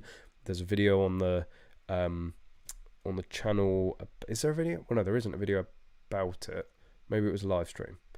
I don't know. But there's a link somewhere. Let me find the link. For those of you that don't know, while I'm pissing about trying to get the link onto the right computer, this is the consultation. Very, very important. So this is the call for to evidence from the UK Reach, from the HSE, and it's vitally important. This is going to steer the future of the sport. This is what's going to make the biggest difference, biggest effect of whether we can or can't use lead. Here it is now. So I would say, like, just go and fill it out. But what a lot of people keep saying regarding it is that I don't know what to put. Now I've looked through it, but I want to, you can see some of the questions here. I can't. Can I go through? No, I can't. So I still haven't done it myself, mainly because I too have been waiting from organisations like Basque and Countryside Alliance to give some hint of what the best way, what to take into account, what to do, how to approach it. But there's nothing, and this has been going on for months now. This was released, like, when was it released? Let's see. So it opened on the 6th of May. So yeah, it's over 2 months now. And I think the NRA originally said that they would get something out in June, or maybe it was July. Let's see if I can. I will definitely have the original post somewhere. So it was the 6th of. But I'm going to find it. I'm going to find it really quickly and see what they actually said. But there's been nothing. It's like, okay, it's a 500-page document that they have to go through, but they could have at least have staged it. They could have been like, look, this is what we can say right now. More to come, or for now we can advise this, and this. You can take that and fill it out yourselves now, or wait until there's more. Just something, but there's been absolutely nothing. I'm going to find it. Scrolling through all the past pages, posts of the NRA. I'm falling asleep. Well, that's a big fucking jump. It was like lots in May and then nothing. Lead ammunition. Here we go. What did they say? We are reviewing they're saying 226-page document, and will publish our response to the proposals by 1st of July. Like, okay, the past few days they've had their hands full, but the fire started on the 4th. Unless, let's go through and see if they've actually posted anything. This is when I've just like completely missed it. And I do follow the NRA. I don't know why. It's not like they come out with anything useful. Let's go back to, I don't know if anybody's seen their if anybody's seen something on the NRA page about filling it out and I've missed it, please do let me know. But I'm gonna have a quick scroll through. Like, as far as I'm aware, there's, they said they were going to release something. Let's try the NRA website. As they said the 1st of July.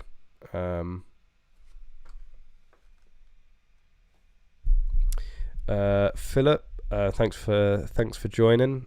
I've asked the CPSA, Basque and Countryside Alliance for guidance. They're not ready yet. Promise it'll be plastered as far as wide as I can when it exists. Okay, so it's like the NRA. I know you didn't say the NRA, but it's like if you say you're going to release something by the 1st, like at least do it or don't say it. You know, it's now 2 months. The main issue I'm concerned about it is that there was a lot of attention around it because it was new, it was hot, it was fresh, and now people are forgetting, right? Because I bet all of you guys, you know, most of you guys had forgotten about it, and that's the danger. Is, you know, the last consultation that was released, the last consultation, I can't remember what it was about. There was like a pitiful like take up, right? You know, it was like a few thousand or something like that, and we're notoriously bad for when we have a chance for our voices to be heard in not voicing them, and the organisation's taking 2 months and still nothing in terms of guidance that everyone's asking for. It doesn't help. So yes, we will. I'm just going to fill it out. Like, I will heavily caveat the video and say I'm not saying this is the right way to do it. I'm not saying that this is advice of how to. This is literally how I'm going to fill it out, and hopefully it sparks a few ideas for you guys and gives some guidance and gets it out there. But yeah, Philip, please let me know. Let me know when you hear anything, because I genuinely would like. Personally, I'd like some help and guidance on how to do it. Alexander, you're right, Callum. I filled it in super early because I didn't want to forget. Yeah, like how many people have forgot. If you're one of those people and you don't want to risk forgetting again, and you got a spare few minutes after the stream, go and fill out. Or you can do it while watching the stream. Go and fill out the consultation now. Like, as far as I've seen in terms of the answer, you know, in terms of the question, it's mostly just based on your experience. Obviously, what we want to do is steer it in the right way. I'm not saying about being dishonest. Well, I am, but fuck them. Like, we want to give the best chance for the shooting community, because everything else is stacked against us. Headshots only saves eating rounds of lead. Yeah, but what if you like a bit of head? I can't help myself.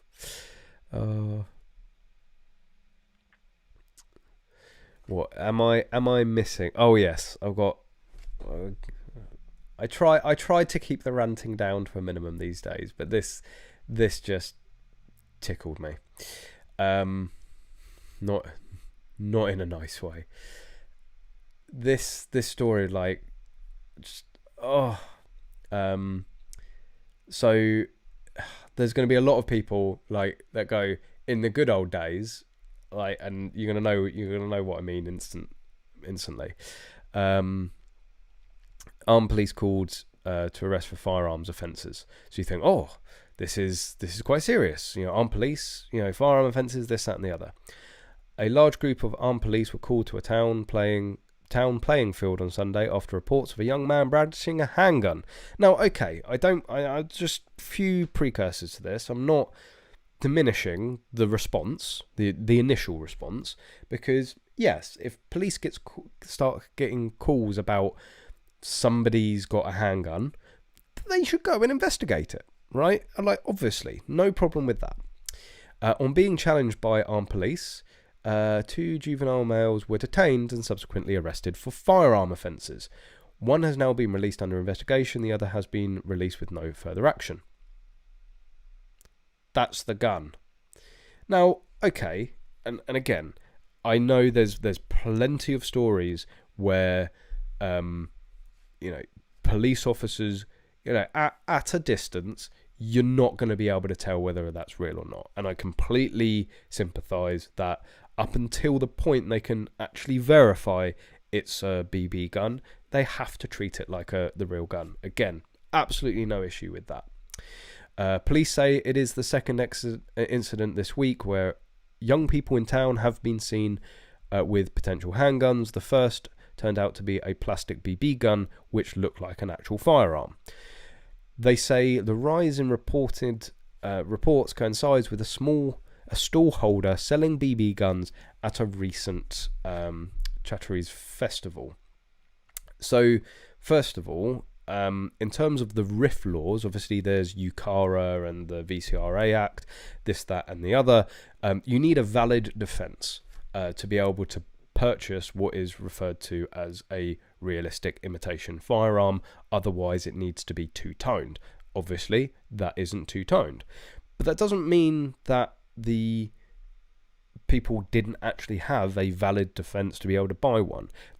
You can probably read between the lines that this guy was literally a bit dodgy and probably selling the BB guns to people he probably shouldn't be selling to them. That's, I think, a far bigger issue, but I think has been dealt with. And this is when things just start to annoy me. Fenland Neighbourhood Policing Commander Inspector Andrew Morris says, "We have since been working closely with partners from the festival who on the day took swift action to stop further sales of these items." Now, it's okay, I'm pretty certain that the guy shouldn't have been selling them. But it's not necessarily illegal for him to sell them, certainly to people with a valid defence. And this is where it starts to become very, very anti-gun, very like everything's bad and a bit silly. Due to the sale of these BB guns, there are potentially a number of other BB guns and replica handguns out in the community. So, we are asking anyone who owns one of these guns or replicas, whether bought at the fair or otherwise, to please hand these weapons over to us. And it's like, no, okay, now you're going too far. Like, okay, legal speak, they're technically weapons. So, okay, technically, but they are BB guns. This whole thing that it's a weapon, it's going to kill people. It's a BB gun, right? But to ask anybody, and that's not, like maybe rephrasing it so anybody that has acquired one of these illegally, anybody without a valid defense, anybody that shouldn't have one of these, hand them in to us. But to say anybody that owns one of these guns or replicas, whether bought at the fair or otherwise. So let's say there's an action air shooter in that town. So they're asking him to go and take in his gun, right? And, behind me, the keen-eyed amongst you, BB gun. It's because in the UK we're not allowed real ones. Don't judge. BB gun. So if I lived in this Fenland, the police commissioner, whoever, is police commanding inspector, is telling me to go and hand in my lawfully acquired, lawfully owned BB guns that I own with a valid defence of the fact that I'm a UK PSA member and I take part in an internationally recognised sport. And it's like this phrasing, this like no, they're all bad, they're bad, everyone hand them in. And it gets even worse. There will be no further action taken by the police. Yeah, that's because there's a very good chance that they're owned fucking legally. Like, you can't take action when there's no crime, right?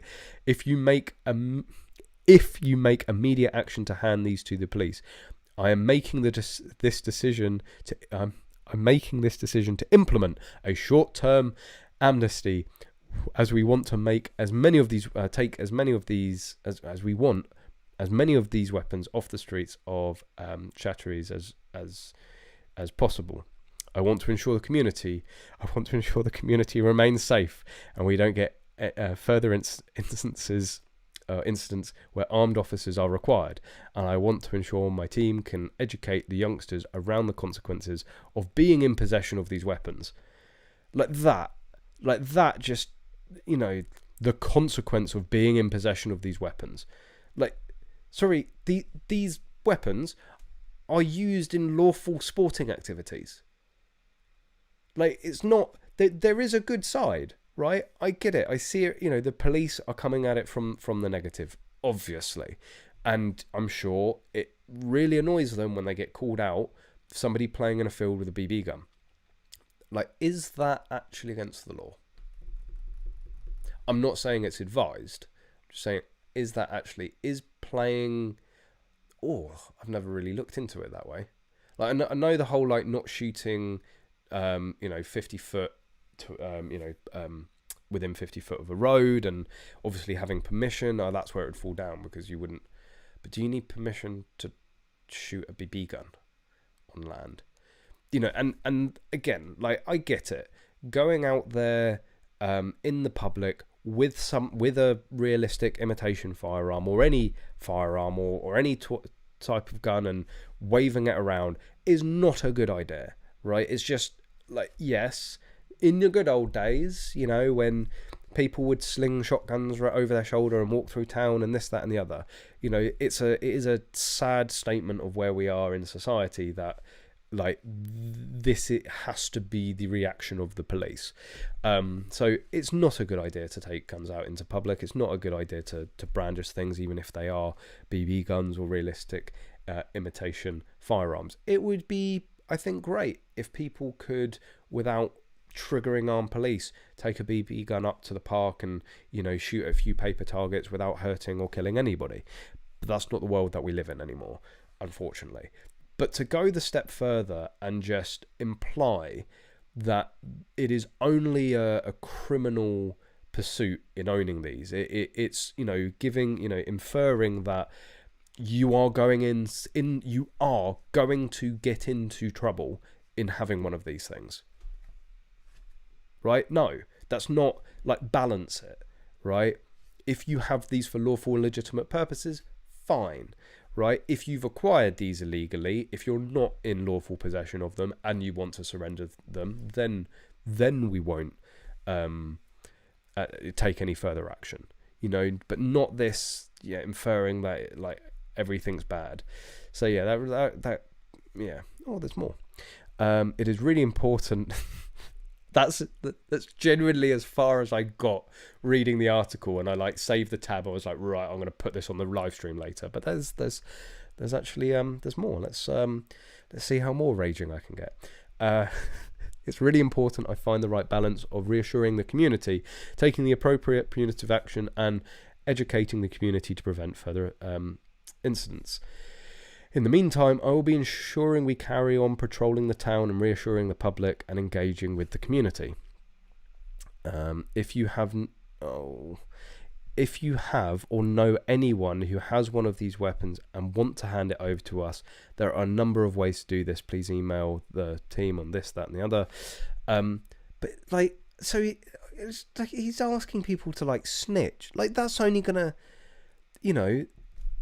oh yeah, my neighbour, he stands out in the garden with his BB gun, on his lawful property, in which he has permission. I'm going to phone the police because this, whatever his name is, he said that I should report them. If I know somebody with a gun like this, I should report them. So what's going to happen? Somebody's going to be out there, and this is like 100%. Like, I know, I don't need to check this. Like, with an air gun under 12 foot-pound and with a BB gun in your own garden, no problem at all shooting it. There's a few things about obviously not letting the projectile going over the bounds of your property, making sure that it's a safe backstop, this, that, and the other, and making sure you're not in sight of a road or within 50 feet of the road and stuff like that. So use the rear garden, not the front garden. That helps. And that's perfectly legitimate, right? But from what he's inferring, he's made it sound like such a bad, negative, criminal thing to even think about owning one of these guns. And he's created this, very negative view. And then at the end, if you know anybody. So what is going to happen now? You can get loads of neighbours going, yeah, he's got one of these guns that uses it legally in his back garden. Armed police are going to descend on them. And to add to that, I know Shooter that actually went through quite a lot of difficulties with their FAC. I still don't believe it's actually sorted out, but ended up having his certificates revoked. And part of the part of the case they built against him, this accumulating case, was that he was on land. He was doing some training. He had permission from the landowner, all above board, all legal. Somebody saw him. He was using a Section 1 box-fed shotgun. Thought, hang on a minute, don't think you can own one of those in the UK. And somebody reported to the police. Police ended up turning up, and obviously it was a mistake, and everything was fine, and they ended up going away. They used the fact that somebody mistakenly reported him for illegal activity as justification of why they should take away his FAC. And this is why it really niggles me when the police sort of open up the gate for neighbours to effectively dob in, like, you know, shooting enthusiasts for legal pursuits. You know, because even if everything gets sorted out and everything's above board, they will still use the fact that there's been some sort of investigation, that police have had to go around the house as against you, even though you were doing nothing wrong. So that's just like a word to the wise on that one.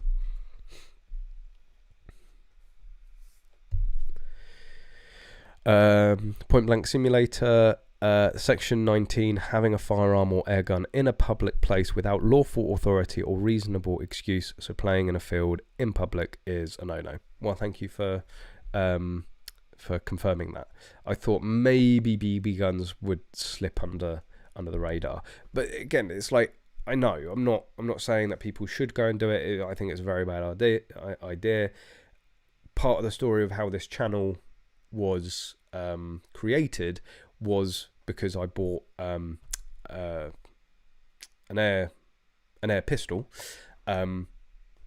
thinking, you know, I couldn't buy a BB gun, so I bought a B because of the VCRA Act. Ended up buying an air pistol.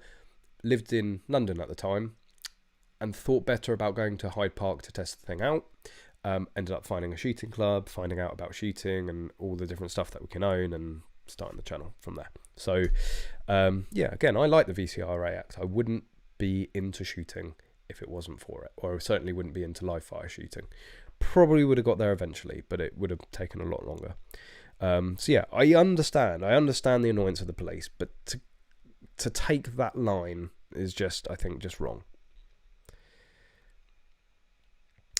Yeah, but look at how air gun crime in Scotland has plummeted since. yeah, there's a little bit of sarcasm there I can detect.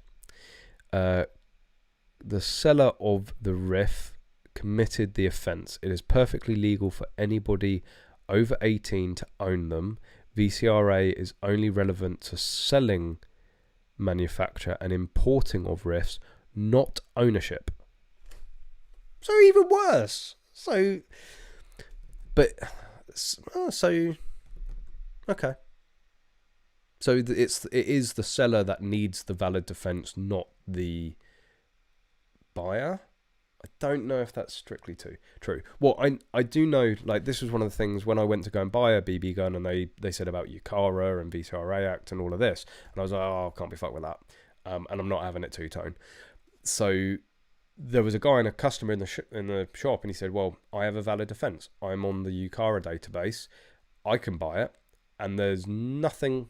Well, I think, again, he would have been committing an offence, because I would have still needed to have provided him with a valid defence. But anyway, he was like, I'll buy it from the shop and I'll sell it to you outside. And the shopkeeper was like, what you do outside the shop I don't give a shit about. So it's a bit silly anyway, you know. Tony Black, I remember being a kid dressed up in a cowboy and running around with a BB gun in public. No one cared. No one thought I was going to kill anyone. Actually, on that,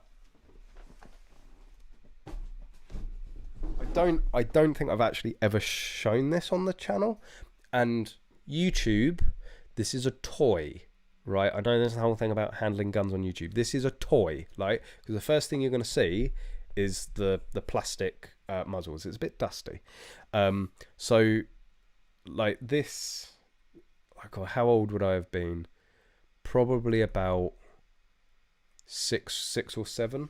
Ended up buying I knew I was destined to get into shooting. This was not necessarily my first gun, but like it's the only gun that has stood the test of time. Certainly the gun that I've owned the longest. It's not, obviously it's a toy, but it works. Or it did. No, it still works. Underlever. So yeah, in terms of running around playing cowboys and Indians and whatnot, yeah, I can relate.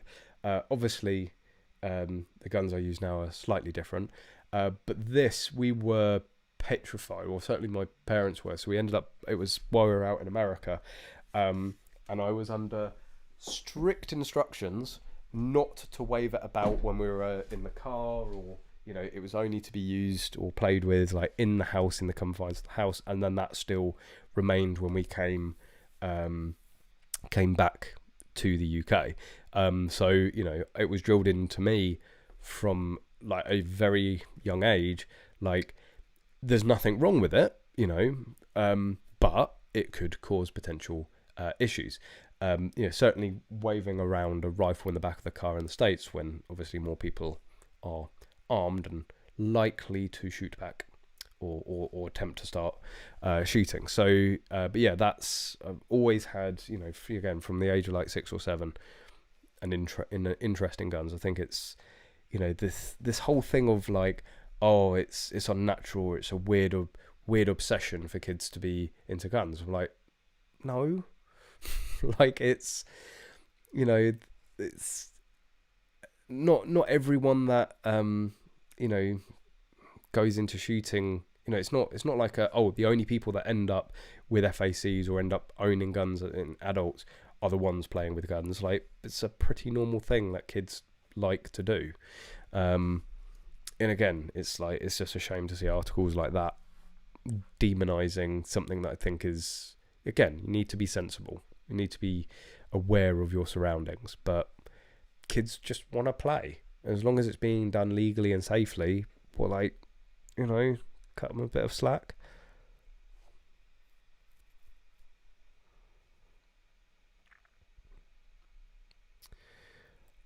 Still have a toy bolt action rifle we bought back from Disneyland Paris when I was 7 or 8. Funnily enough, that was, I can't remember specifically what park it was, but it was a Disney park. I want to say it was Epcot, or was it? Or maybe it wasn't Disney. I've got a good feeling it was Disney. Which again, it's like Disney. Yeah, it was definitely Disney. Like Disney sold toy guns. Like that. Like, okay, it was in America, but as you're saying, like even in Paris, they were selling toy guns. It's like, it's a pretty normal thing for kids to be into guns. VCRA is a ludicrous piece of legislation. The same gun can be bought as a pellet firing air gun, but not as a plastic BB airsoft firing gun. Well, that's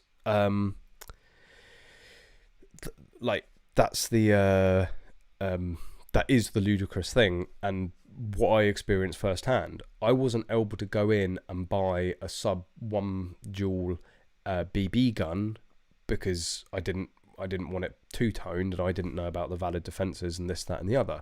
So I can go and buy a BB gun, a low-powered a BB gun, but I could go in and buy a sub 6 foot-pound air pistol that looked far more realistic than any of the BB guns that I was thinking of buying. And it's like, what has this achieved here?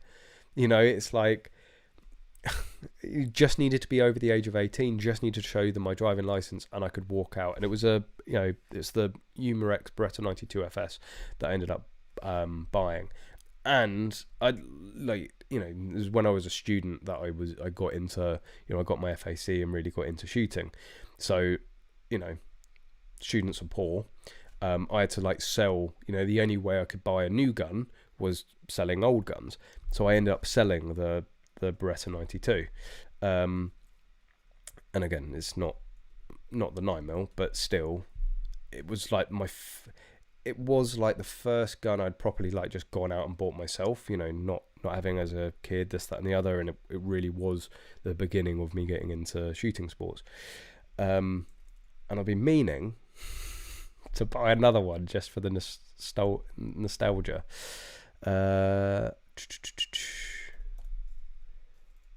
bet you there are a shitload more money now. Let me have a look.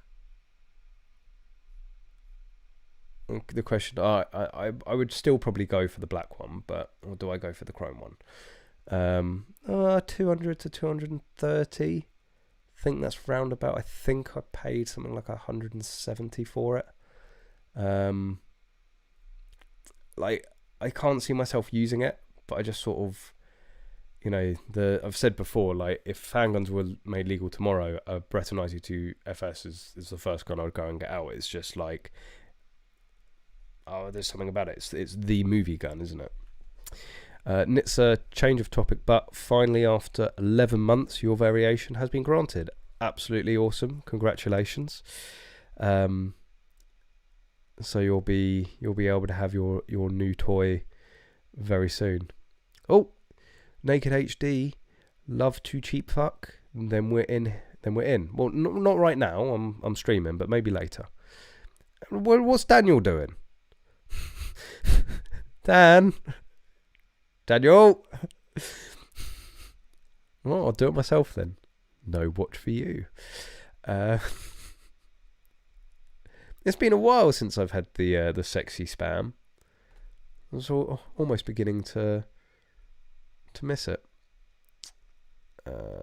Yes, hide user. There we go. Dan's obviously fallen asleep. Alexander, Umarex 92FS was my first Air Pistol 2. Paid a mate 20 quid for it. Yeah, jammy bastard. But yeah, might have to pick one of those up. I'll leave the page open. But yeah, and again, just as a gentle reminder, guys, make sure you hit that like button. And on that note, I think I'm going to call it there. It is bloody hot.